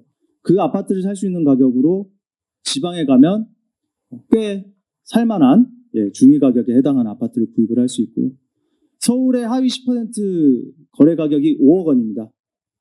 그 가격이면 비수도권에서는 상위 10%의 아파트, 그러니까 상당히 좋은 아파트를 구입할 수 있는 것으로 보여집니다. 그러니까 수도권과 서울과 그다음에 이제 비수도권의 격차가 이렇게 크다는 것을 매매 가격 분포로 다시 한번 확인할 수 있었습니다. 6.27 대책의 효과는 확실하게 나타났던 것 같습니다. 앞으로 이제 거래 시장은 더 지켜봐야겠지만 당장은 이제 큰 효과가 있었던 것으로 보이고요. 이 외에도 이제 장기적으로 주택 공급을 통해서 장기적으로 주택 가격 주택 거래가 안정되는 효과가 있었으면 하는 개인적인 바람입니다. 개인적인 바람이 아니겠죠. 모두의 바람이겠죠. 앞에서 정리한 내용들을 앞에서 말씀드린 내용을 정리를 하자면 금리는 이제 올해 상반기 기준금리 2차례 이제 인하했고요. 하반기 이제 10월, 11월 이제 금토기가 남아 있는데 이 사이에 한두 차례 또 금리 인하가 있지 않을까 싶습니다. 그리고 아까 말씀드렸던 대로 스프레드 폭이 확대되면서 코픽스 이제 하락이 주담대 금리에도 영향을 미칠 것이다. 그리고 앞으로 이제 기준금리를 추가적으로 인하하고 시장금리가 인하하면 하락하면 주담대 금리도 따라서 하락할 가능성이 있습니다. 특히 또 하반기에 또 통화량이 증가되면은 주택시장에도 그에 상하는 이제 영향을 미칠 것으로 보이고요. 6.27 대책의 경우는 아까 앞에서 결과도 살펴봤지만 이제 수도권을 대상으로 시행이 됐고 매수 수요에 이제 큰 영향을 미쳤습니다. 그 영향이 어느 정도 언제까지 지속될지는 이제 앞으로 좀 더 지켜봐야겠습니다만 다만 이제 지방의 경우는 6.27 대책의 주요 항목 대상에 제외되어 있고 이제 스트레스 DSR 3단계 역시 연말까지 유예되면서 6.27 대책에 대한 영향이 지방까지는 크게 없을 것으로 보여집니다. 주택 공급은 아까 앞에서 이제 건설 기성과 이제 그 데이터를 살펴봤지만 단기간에 주택 공급 상황이 개선될 것으로 기대하기는 뭐 어려울 것 같긴 합니다. 다만 이제 97 공급 대책이 발표된 만큼 이게 계획적으로 이제 실행이 된다면 중장기적인 상황 개선은 지켜볼 수 있을 것 같습니다. 주택 공급과 관련해서는 이제 이후에 주선현 김덕래 박사님께서 자세히 말씀해 주실 것이라고 생각됩니다. 마지막 페이지입니다. 앞에서 봤던 요인들이 하반기 주택 시장에 어떻게 영향을 미칠 것이냐. 상하방 요인이 상존하고 있습니다. 건설업 침체, 내수 부진, 장기화의 통상 여건 악화 등으로 이제 경제 성장세는 많이 이제 둔화될 것으로 전망이 되고 있고요. 그 다음에 하반기 기준금리 추가 인하 예상과 이에 따라 이제 대출금리도 하락할 가능성이 있고 이제 확대 재정 금융정책 기조가 유지되면서 하반기 시중 통화량이 늘어날 것으로 예상됩니다.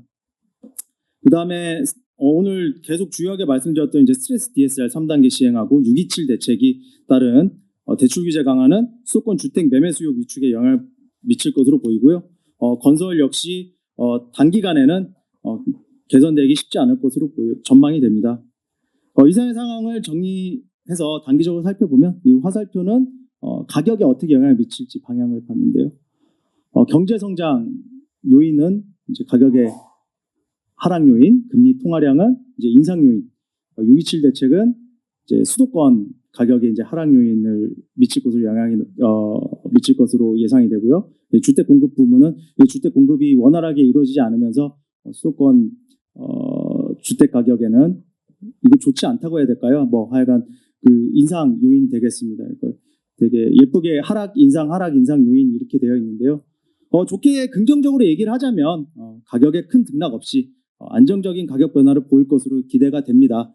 다만 이 부분이 단기적으로 수요 억제 정책만으로 이렇게 안정이 된다기보다는 장기적으로 원활한 주택 공급을 통해서 시장이 안정되기를 기대해 봅니다. 이상으로 준비한 발표 마치도록 하겠습니다. 경청해 주셔서 감사합니다.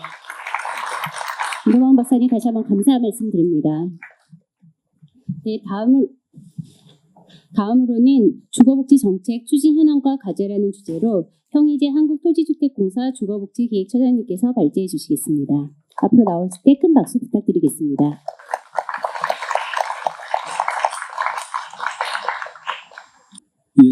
LH 주거복지기획처장을 맡고 있는 형이재 시장입니다. 반갑습니다.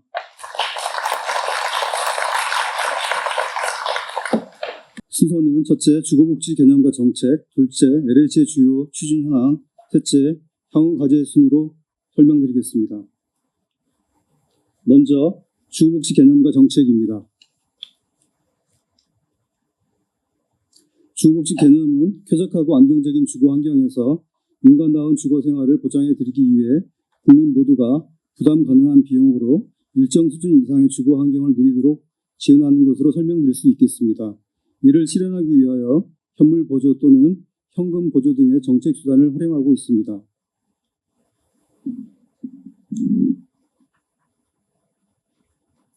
노태우 정부부터 이재명 정부까지 역대 정부의 주거복지 정책 흐름을 정리하였습니다. 특히 최근 발표된 국정과제와 97 공급 대책을 통해 이재명 정부의 양적 확대와 질적 개선 모두를 강조하고 있음을 엿볼 수 있습니다.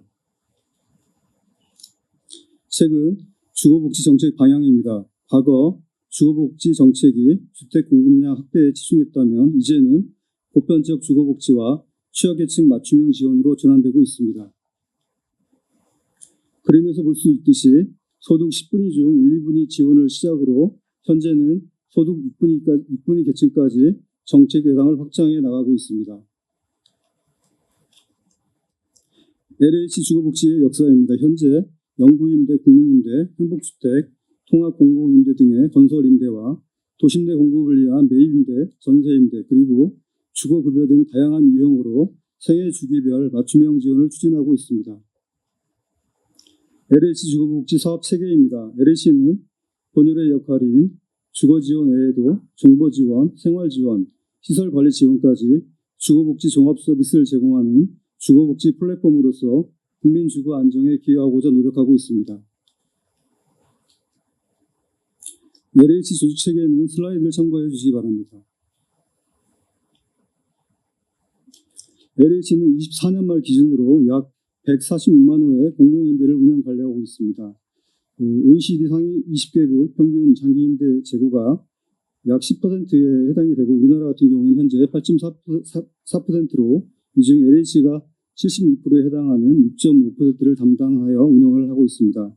입주민 수로 따지게 되면 약 320만 명이 거주하고 계시며 가구당 연평균 200에서 300만 원 수준의 주거비 절감 혜택을 드리고 있습니다. 또한 138만 민간 임차 가구에게 주거급여를 지원을 위한 주거 조사 업무를 진행하고 있으며 매년 2만여 자가 가구의 낡은 주택도 수선해 드리고 있습니다. 다음으로 주요 추진 현황에 대해 말씀드리겠습니다.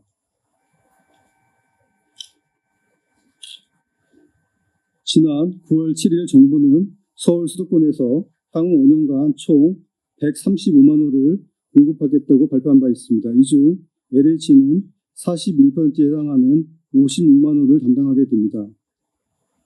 주요 사항으로는 첫째, LH가 보유한 주택 용지를 민간에 매각하지 않고 직접 시행하는 물량이 5만 3천 호에 이르고, 둘째, 노후 영구임대 재건축이 12,000호, 셋째, 단기적 공급 효과가 큰 신축 매입 임대가 12만 6천 호를 추진하는 내용으로 되어 있습니다. 특히 신축 매입은 향후 2년간 6만 3천 호를 집중 착공하여 신속한 주택 공급을 지원할 계획입니다.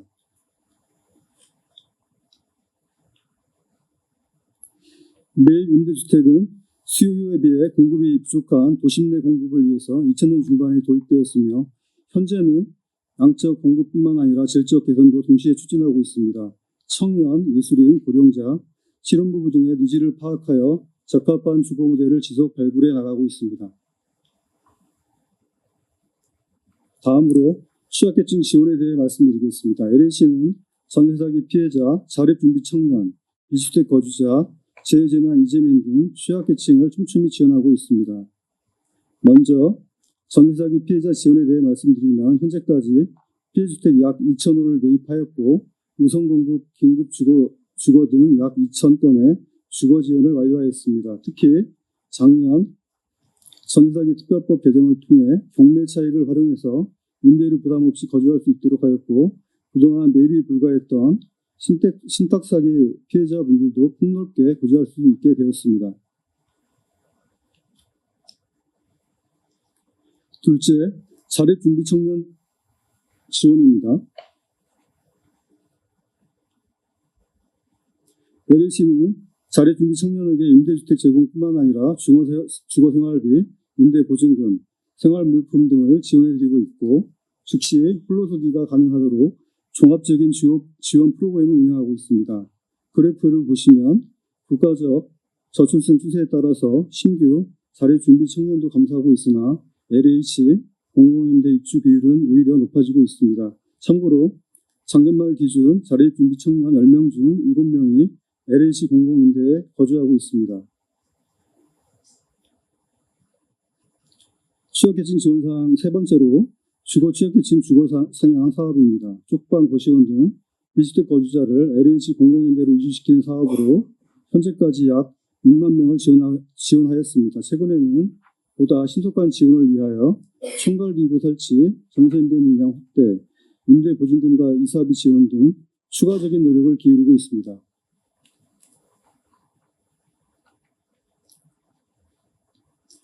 LH는 재해재난 피해자를 대상으로 긴급 주거지원 사업도 수행하고 있습니다. 올해는 대규모 산불, 집중호우 피해가 많았습니다. 현재까지 160호의 긴급 지원 주택을 지원해드렸고 17년부터 누적으로는 약 2,000세대를 지원하였습니다. 최근에는 일상이 된 극한 기후에 보다 신속하게 대응하기 위해서 국토부, 지자체 등과 협력하여 모듈러 주택을 활용한 긴급 주거 지원 방안도 검토 중에 있습니다. 지금까지 취약계층 지원에 대해 말씀드렸습니다. 이제는 고객 편의 관련 사항을 말씀드리도록 하겠습니다. 첫째, 마이마이 서비스 도입입니다. 마이마이 서비스는 공공마이 데이터를 활용해서 등본, 초본 등 서류 발급 없이 청약이 가능하도록 하여 고객의 시간과 비용을 절감시켜 드리는 서비스입니다. 1인당 절감 혜택은 8시간 8만 원 수준으로 적어 보일 수도 있겠으나 총 임대주택 150만 호 수준인 점을 감안해 볼 때 국가적인 차원에서 큰 규모라고 생각이 됩니다.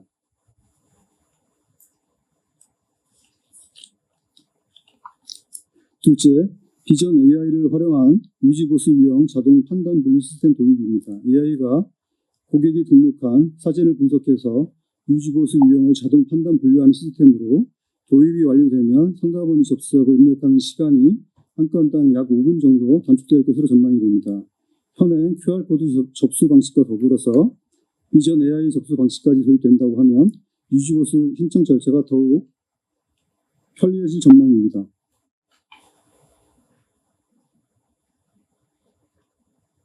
셋째, 주거생활 서비스입니다. LH는 자녀 키우기 좋은 임대주택을 실현하기 위해서 보육에서 교육까지 꼭 필요한 아동돌봄 서비스를 확대하고 있습니다. 아울러 노인 돌봄 서비스는 전문기관과 협업을 통해 서비스 영역을 확대하고 있으며 이른 고령자 가구 비중 확대에 대응하고 있습니다.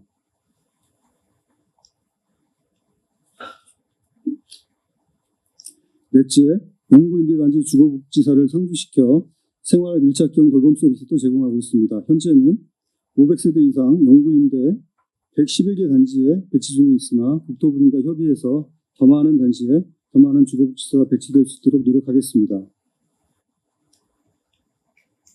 지금까지 고객 편의 관련 사항을 말씀드렸습니다. 이제 안전 강화 대책 추진 사항을 말씀드리도록 하겠습니다. LH는 리모델링, 단지 시설 개선, 외부 공간 개선 등으로 노후 임대주택의 이미지 쇄신과 안전 강화를 추진하고 있습니다. 참고로 현재까지 리모델링 4만 호, 시설 개선 201개 단지, 체인지업 16개 단지를 완료한 상태입니다.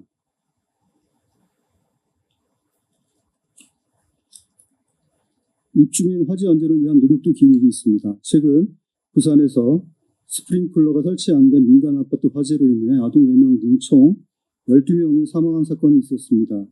또한 스프링클러 법적 설치 기준도 상향 추세에 있습니다. 이를 감안해서 간이형 스프링클러 설치 사업을 추진하고 있습니다. 2030년까지 스프링클러가 설치 안 된 노후 영구임대 주택단지 14만 호에 대해서도 설치되도록 추진할 계획입니다. 다음으로 향후 과제입니다. 총 5가지로 정리하여 말씀드리도록 하겠습니다. 첫째, 공적주택 공급 확대입니다. 정부의 공적주택 110만 호 공급 목표 중 상당 부분을 LH가 담당합니다. LH는 토지 임대부, 지분 적립형, 이익 공유형 등 부담 가능 주택 모델을 통해 안정적인 공급을 추진할 계획입니다.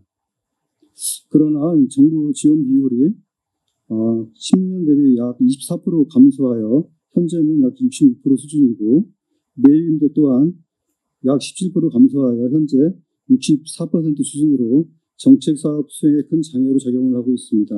원활한 정부 정책 수행을 위해서는 정부 지원 단가 현실화가 반드시 필요한 상황입니다.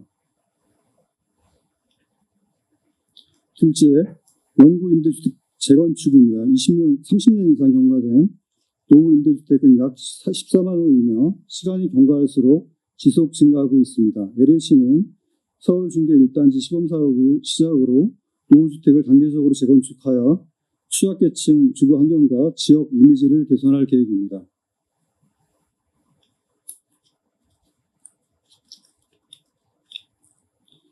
영구임대 재건축은 여러 장점이 많습니다. 우선 도심진에 신규 주택 공급이 가능해지면서 기존 입주계층뿐만 아니라 중산층을 위한 중형임대 등 혼합 공급도 가능해집니다.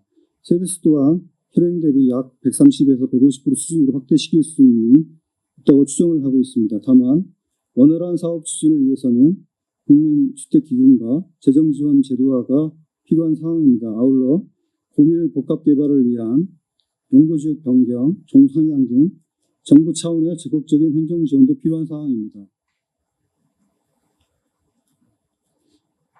셋째, AI를 활용한 업무 혁신입니다. 제한된 인력으로 주거복지 사업의 효율성을 높이고 주거 취약계층 지원 체계를 고도화시키기 위해서는 핵심 도구인 AI 기술 활용이 필수입니다.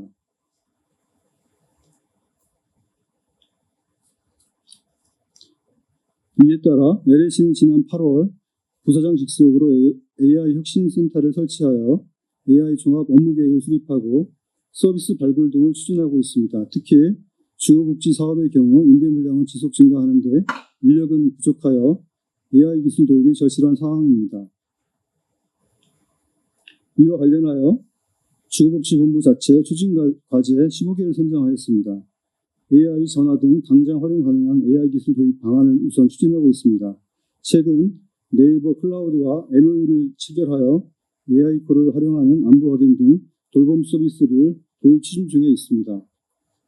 그 밖에도 주택 매입, 수선 유지 분야에서 다양한 과제를 발굴하여 추진할 계획입니다.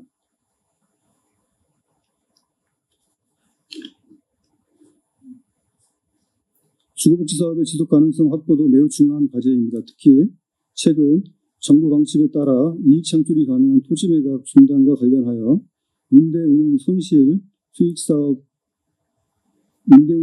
수익사업 매출이익으로 보전하는 교차 보조 사업 구조가 더 이상 유지하기가 어려운 상황입니다. 주거복지 사업의 지속 가능성 확보를 위해서는 LH 자구 노력도 물론 필요하지만 불가피한 운영 손실에 대한 정부 재정 지원이 필요한 상황입니다. 마지막으로 임대주택 인식 개선도 해결해야 할 과제입니다. 휴거, 엘사라는 용어를 한 번쯤 들어보셨을 텐니다. 휴거는 휴먼시아 거짓, 엘사는 LH 아파트에 사는 사람을 뜻하는 비하적인 의미입니다. 이러한 부정적인 인식을 개선하기 위해서는 주거 환경 개선, 소셜믹스 활성화, 대국민 홍보 교육 강화 등의 다각적인 노력이 필요합니다. 다만 LH만으로는 해결하기 어려운 과제라고 생각을 합니다. 정부, 학계, 시민단체 등 관계기관이 함께 관심을 갖고 노력할 필요가 있겠습니다. 이상 발표를 마치겠습니다. 황대 총리의 발표 감사드립니다.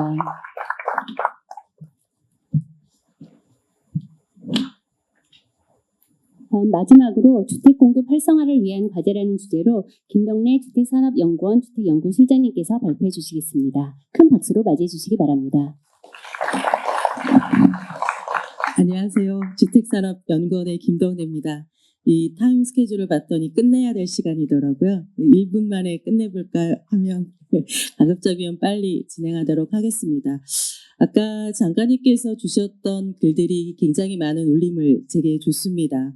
우리가 그동안 50년 역사에서 벤치마크를 해왔던 그곳에서 렌트 스트라이크가 그렇게 하다면 우리는 이제 어딜 보고 가야 할까? 이런 고민을 연구자로서 하게 됐고요. 이사장님께서 100회 기념 세미나에 이제 앞으로 초심으로 돌아가서 다시 1회가 된다라는 마음으로 가겠다라는 마음에 굉장히 큰 영광이라고 생각을 했습니다. 그 경계에 마지막 발표를 제게 해주신 이 감사한 큰 마음으로 빨리 진행을 해보도록 하겠습니다. 어려운 주제를 주셨습니다. 주택공급 활성화를 위한 과제는 정부를 비롯해서 많은 분들이 깊게 고민하고 있는 과제이기 때문에 앞으로의 10년의 그 화두에 이야기를 한번 던져볼까 합니다. 제가 10년 후에 200회 세미나 때 이 주제로 또 할 수 있는 영광을 주시기를 바라면서 시작을 하겠습니다. 구체 공급 대책이 나왔습니다. 저는 우리나라의 주택 공급 시장 구조가 어떠한가에 대해서 우리는 얼마나 알고 있는지 이야기를 좀 드려보고 싶습니다. 우리는 아파트를 이야기하고 있지만 우리가 살고 있는 곳은 굉장히 다양하고 다양한 공간들을 공급하는 사업자들도 굉장히 다양한데 우리는 어디까지 알고 있는가? 그리고 왜 우리는 주택 공급 정책이 중요할까? 도대체 한국 사람들에게 있어서 집이란 무엇인가? 라는 이야기를 던지면서 저희 연구원에서 월 초에 세미나를 한 것들이 있습니다. 그때 있던 것들을 간략히 정리해서 왔습니다.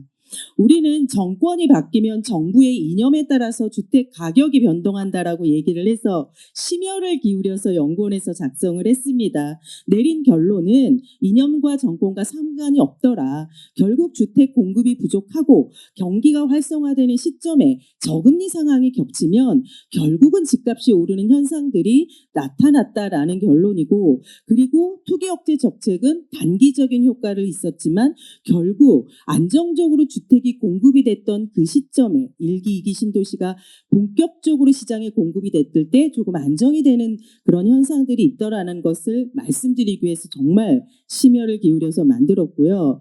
제가 굉장히 좋아하는 도표입니다. 전체적으로 2025년 7월 봐주시면 그 연두색하고 노란색의 10개의 지표가 이렇게 좀 모여 있으면 경기가 개선이 될 것 같구나. 붉은색 쪽에 있으면 경기가 안 좋겠구나.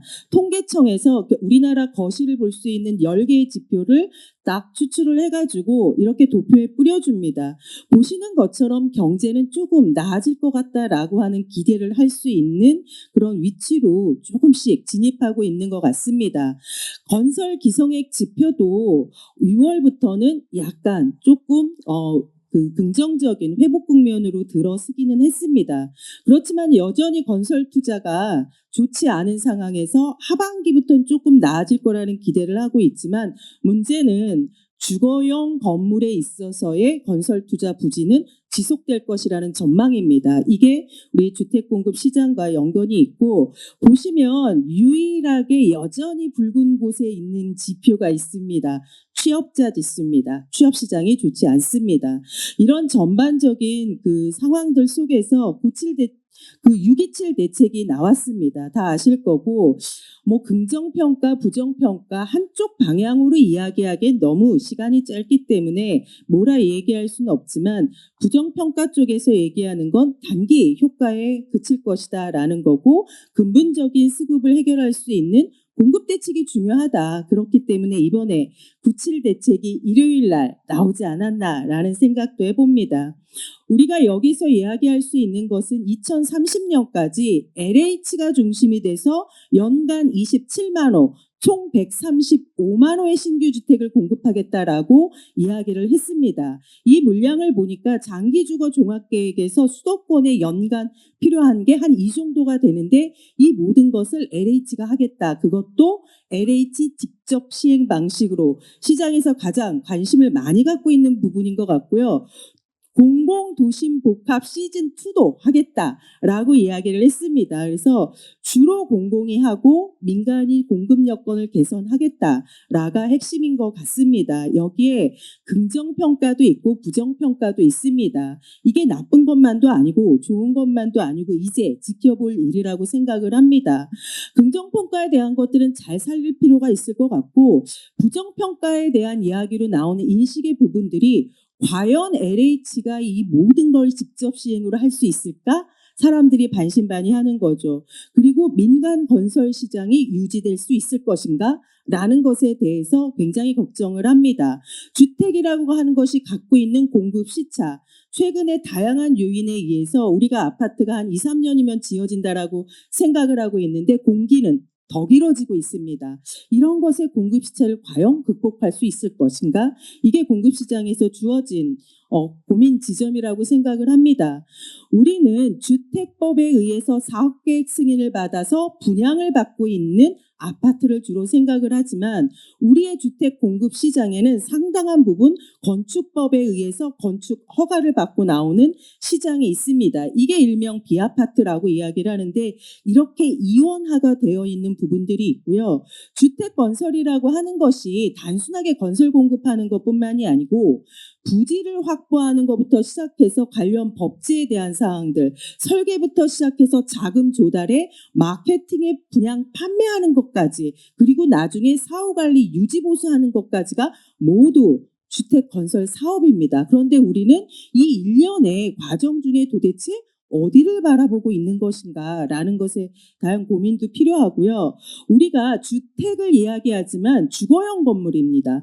우리가 아파트 단독 이런 건 주택이지만 상당한 사람들은 주택 이외에 거쳐 대표적인 오피스텔에서도 많이 살고 있기 때문에 이 공급 시장에는 이 주택 이외에 거쳐라고 하는 것들은 어떠한 양태인지를 봐야 되고 이 아파트 시장이 규제가 되거나 오피스텔 시장이 규제가 되면 새로운 유형의 파생 상품이 나온다고 저는 보여집니다. 대표적인 게 생활형 숙박시설일 거고 노인복지주택 또한 주거용으로 사용되고 있기 때문에 다양한 주거용 건물들이 지금 어떠한 생태계 속에서 움직이는지가 중요하고 주택 건설 사업은 주택법과 건축법에 의해서 이원화가 되어 있고 주택법에 있어서의 그 30세대 이상 건설하는 건 분양보증부 아파트입니다. 즉 우리가 계속 얘기해왔던 브릿지론의 본 PF 받는 사업을 가는 거고 주택건설 사업자가 공급을 하고 있는 것이고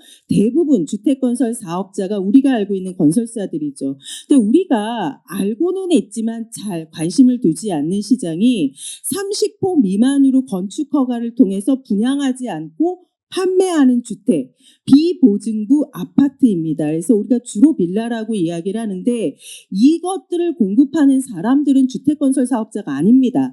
부가가치세법상에서 주택 신축 판매업자로 등록을 하고 있는 사업자입니다. 그래서 이원화된 시장에 의해서 구성이 되어 있다는 거고 우리는 아파트 시장이 너무 강세이다 보니 모든 초점이 여기에 맞춰져 있는 거고 그것의 일부를 빌라와 오피스텔이 보완하고 있는 것이고 특화된 거처들이 있는 이런 공급시장 구조다라는 예를 드리고 싶고요.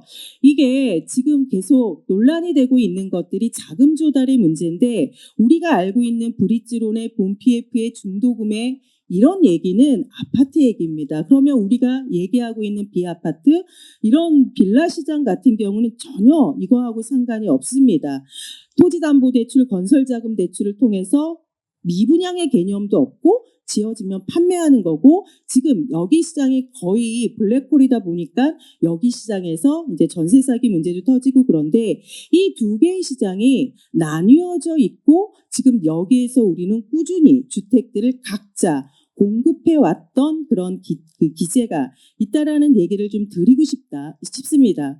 우리가 대부분 아파트를 얘기하지만 빌라 시장은 누가 가서 살고 있는가 보면 전세 사기와 같은 리스크도 있기는 하지만 주거 비용이 높은 아파트에 입주하기 어려운 저소득 서민들이 굉장히 많이 살고 있는 시장입니다. 그렇기 때문에 이 시장에 있어서 어떻게 작동이 되고 있는지에 대한 것들이 정말 중요하고 이 시장이 국내 주택 시장에서 35% 특히 논란이 되고 있는 서울은 40%입니다. 그런데 이 40%에 대한 시장에 대해서 우리는 공급적인 측면에서 얼마나 알고 이해하고 있는가에 대한 것들이 중요하고요. 비아파트의 주거 시장은 진심으로 공공에서 공급할 수 없는 그런 무주택 서민 가구들을 위한 임차주택으로서 많이 활용되고 있는 시장이기 때문에 우리가 이 시장을 한국 주택시장 공급시장에서는 버릴 수 없다라고 생각을 합니다. 그래서 이 시장에 대해서 우리는 잘 살펴야 될 것 같고 문제는 최근 몇 년 사이에 전세 사기 여파도 있고 시장 경기 위축도 있고 비아파트가 큰 폭으로 감소하고 있습니다. 결국 이러한 문제가 아파트 가기 어려운 서민들이 언젠간 아파트를 가고 싶은 꿈은 있지만 결국 지금 살아야 되는 거처들의 문제가 생기고 있다라는 것이고 이 부분들이 이 시장은 내가 그 임대를 놓기 위해서 살 의향은 있어도 내가 살기 위해서 사는 시장은 아닙니다.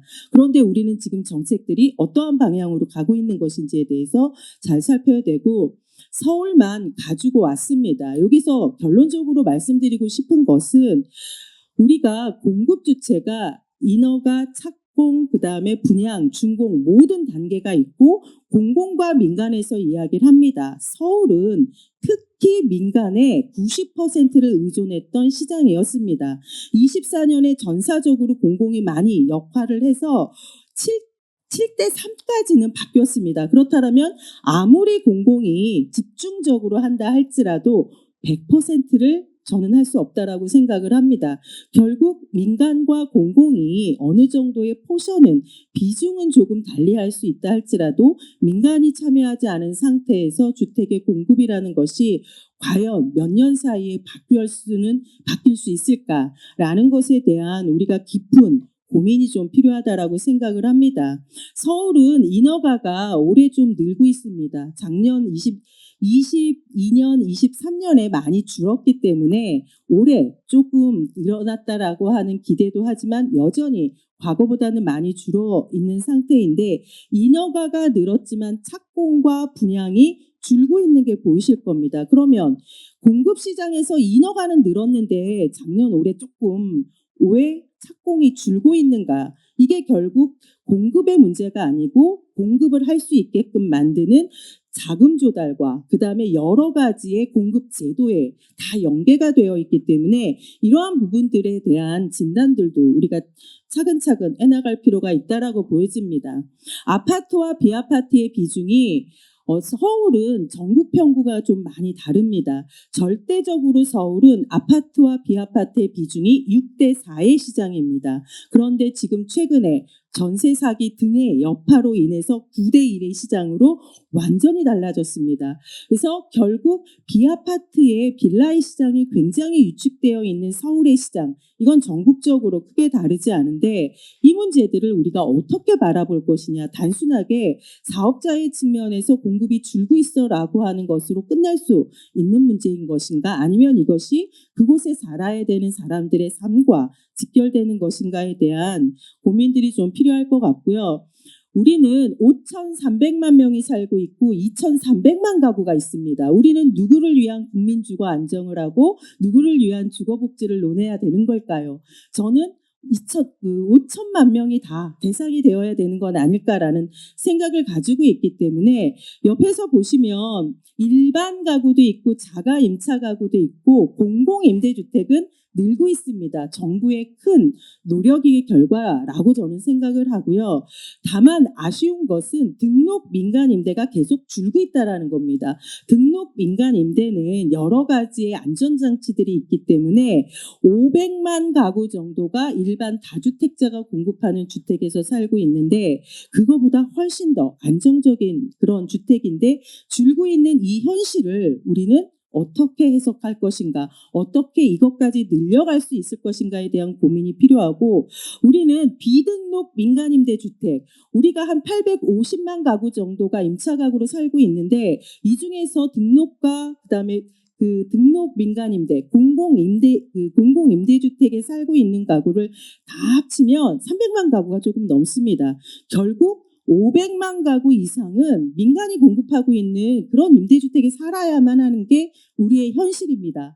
우리가 당장 몇 년 사이에 이 500만 가구를 모두 다 공공임대로 옮길 수 없다라면 이 500만 가구가 살고 있는 이 시장의 문제를 우리는 어떻게 해야 될 것인가? 이게 주로 아까 말씀드렸던 빌라 시장 같은 데 있고, 이것을 짓는 분들은 주택법 적용도 아니고 건축법을 통해서 나오는데 이 시장에 대해서 우리는 건강한, 건전한, 지속 가능한 공급망을 가지고 있는가, 그 생태계를 우리는 유지하기 위해서 애쓰고 있는가를 저는 진지하게 살펴야 되지 않을까라는 얘기를 꼭 드리고 싶고요.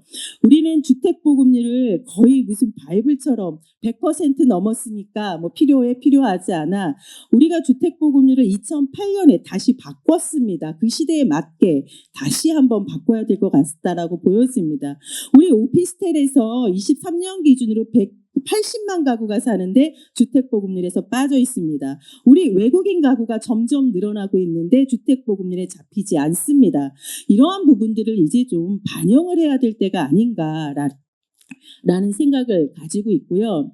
이게 연구원에서 작년에 연구 용역을 하면서 시, 도 단위밖에 안 주는 주택보급률을 막 이렇게 한번 고민을 해서 전국에 뿌려봤습니다. 보시면 경북 쪽을 중심으로 전국 그 수도권 보급률이 낮습니다. 그런데 오피스텔이 많습니다. 이러한 것들이 통합적으로 공급 측면에서 살펴야 되는 것 같고요. 수도권에서도 보시면 서울 중심으로 해서 주택보급률이 낮습니다. 오피스텔이 많습니다. 이게 서울로 오면 더 심합니다. 우리 서남권으로 가면 주택보급률이 굉장히 낮습니다. 생각보다. 그런데 오피스텔이 이걸 채우고 있습니다. 이러한 부분들이 공급시장에서 우리가 알게 모르게 벌어지고 있기 때문에 새로운 시각으로 공급시장을 좀 살펴야 될 것 같다라고 이야기를 드리고 싶고요. 이 토대로 오피스텔 넣고 그리고 빈집 중에 거래가 될 수 없는 빈집들이 있습니다. 내가 별장으로 지방에 살았는데 팔 의사가 전혀 없는데 그거를 넣을 수가 없는 거죠. 거래 물량으로 해서 외국인 가구 넣고 해서 조작적으로 저희가 뽑아보면 서울은 주택보급률 올라갑니다. 서울, 부산, 인천이 올라가는 이유는 오피스텔의 영향입니다.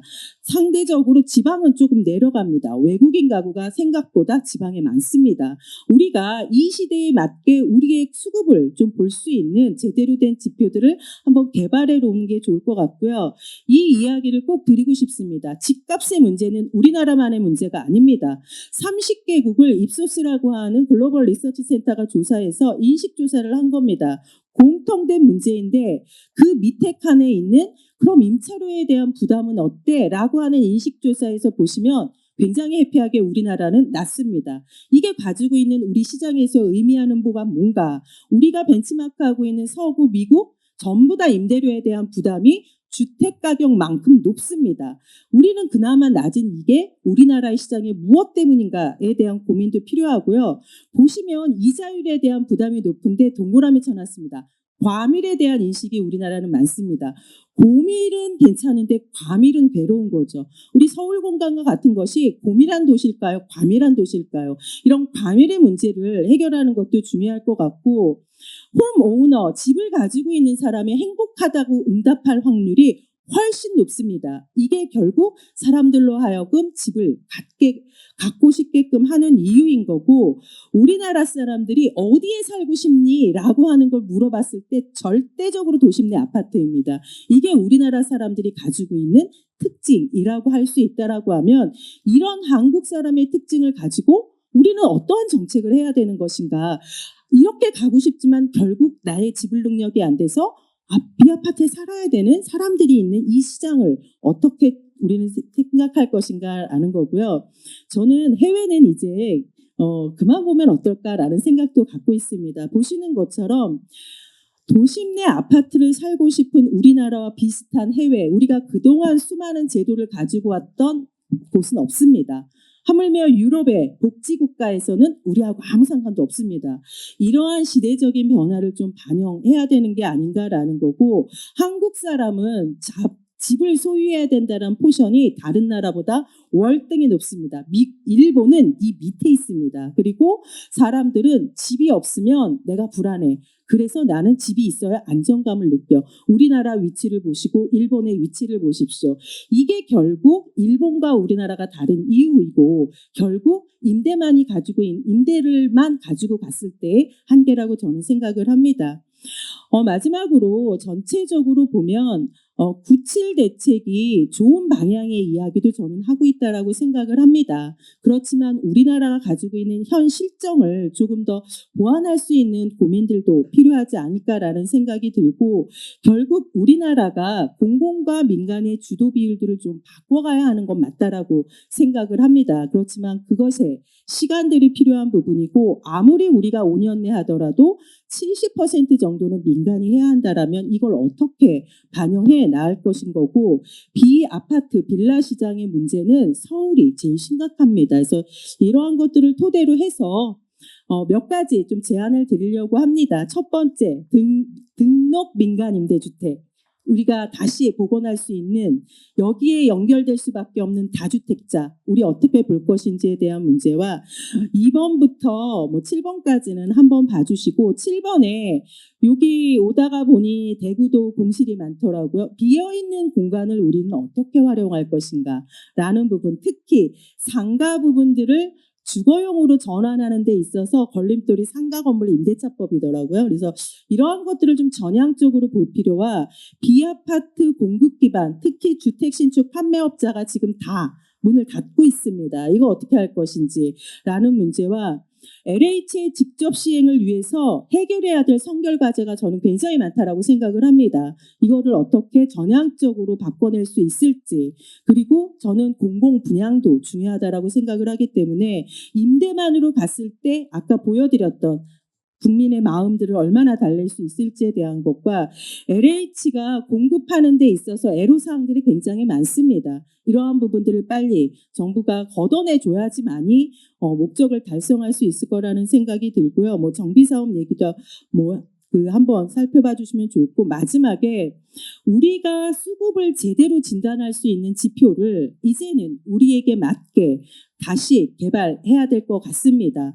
단순하게 양적인 것뿐만이 아니고 질적으로 지역마다 볼 수 있는 주택 보급률에 대한 버전 3이 나오면 좋지 않을까라는 생각이 들면서 이것으로 빠르게 발표를 마치도록 하겠습니다. 네, 감사합니다. 예, 김동래 박사님 감사드립니다. 김 박사님께서 빠르게 발표를 해주신 덕택에 저희가 많이 늦었지만 15분 정도 휴식 시간을 가질 수 있을 것 같습니다.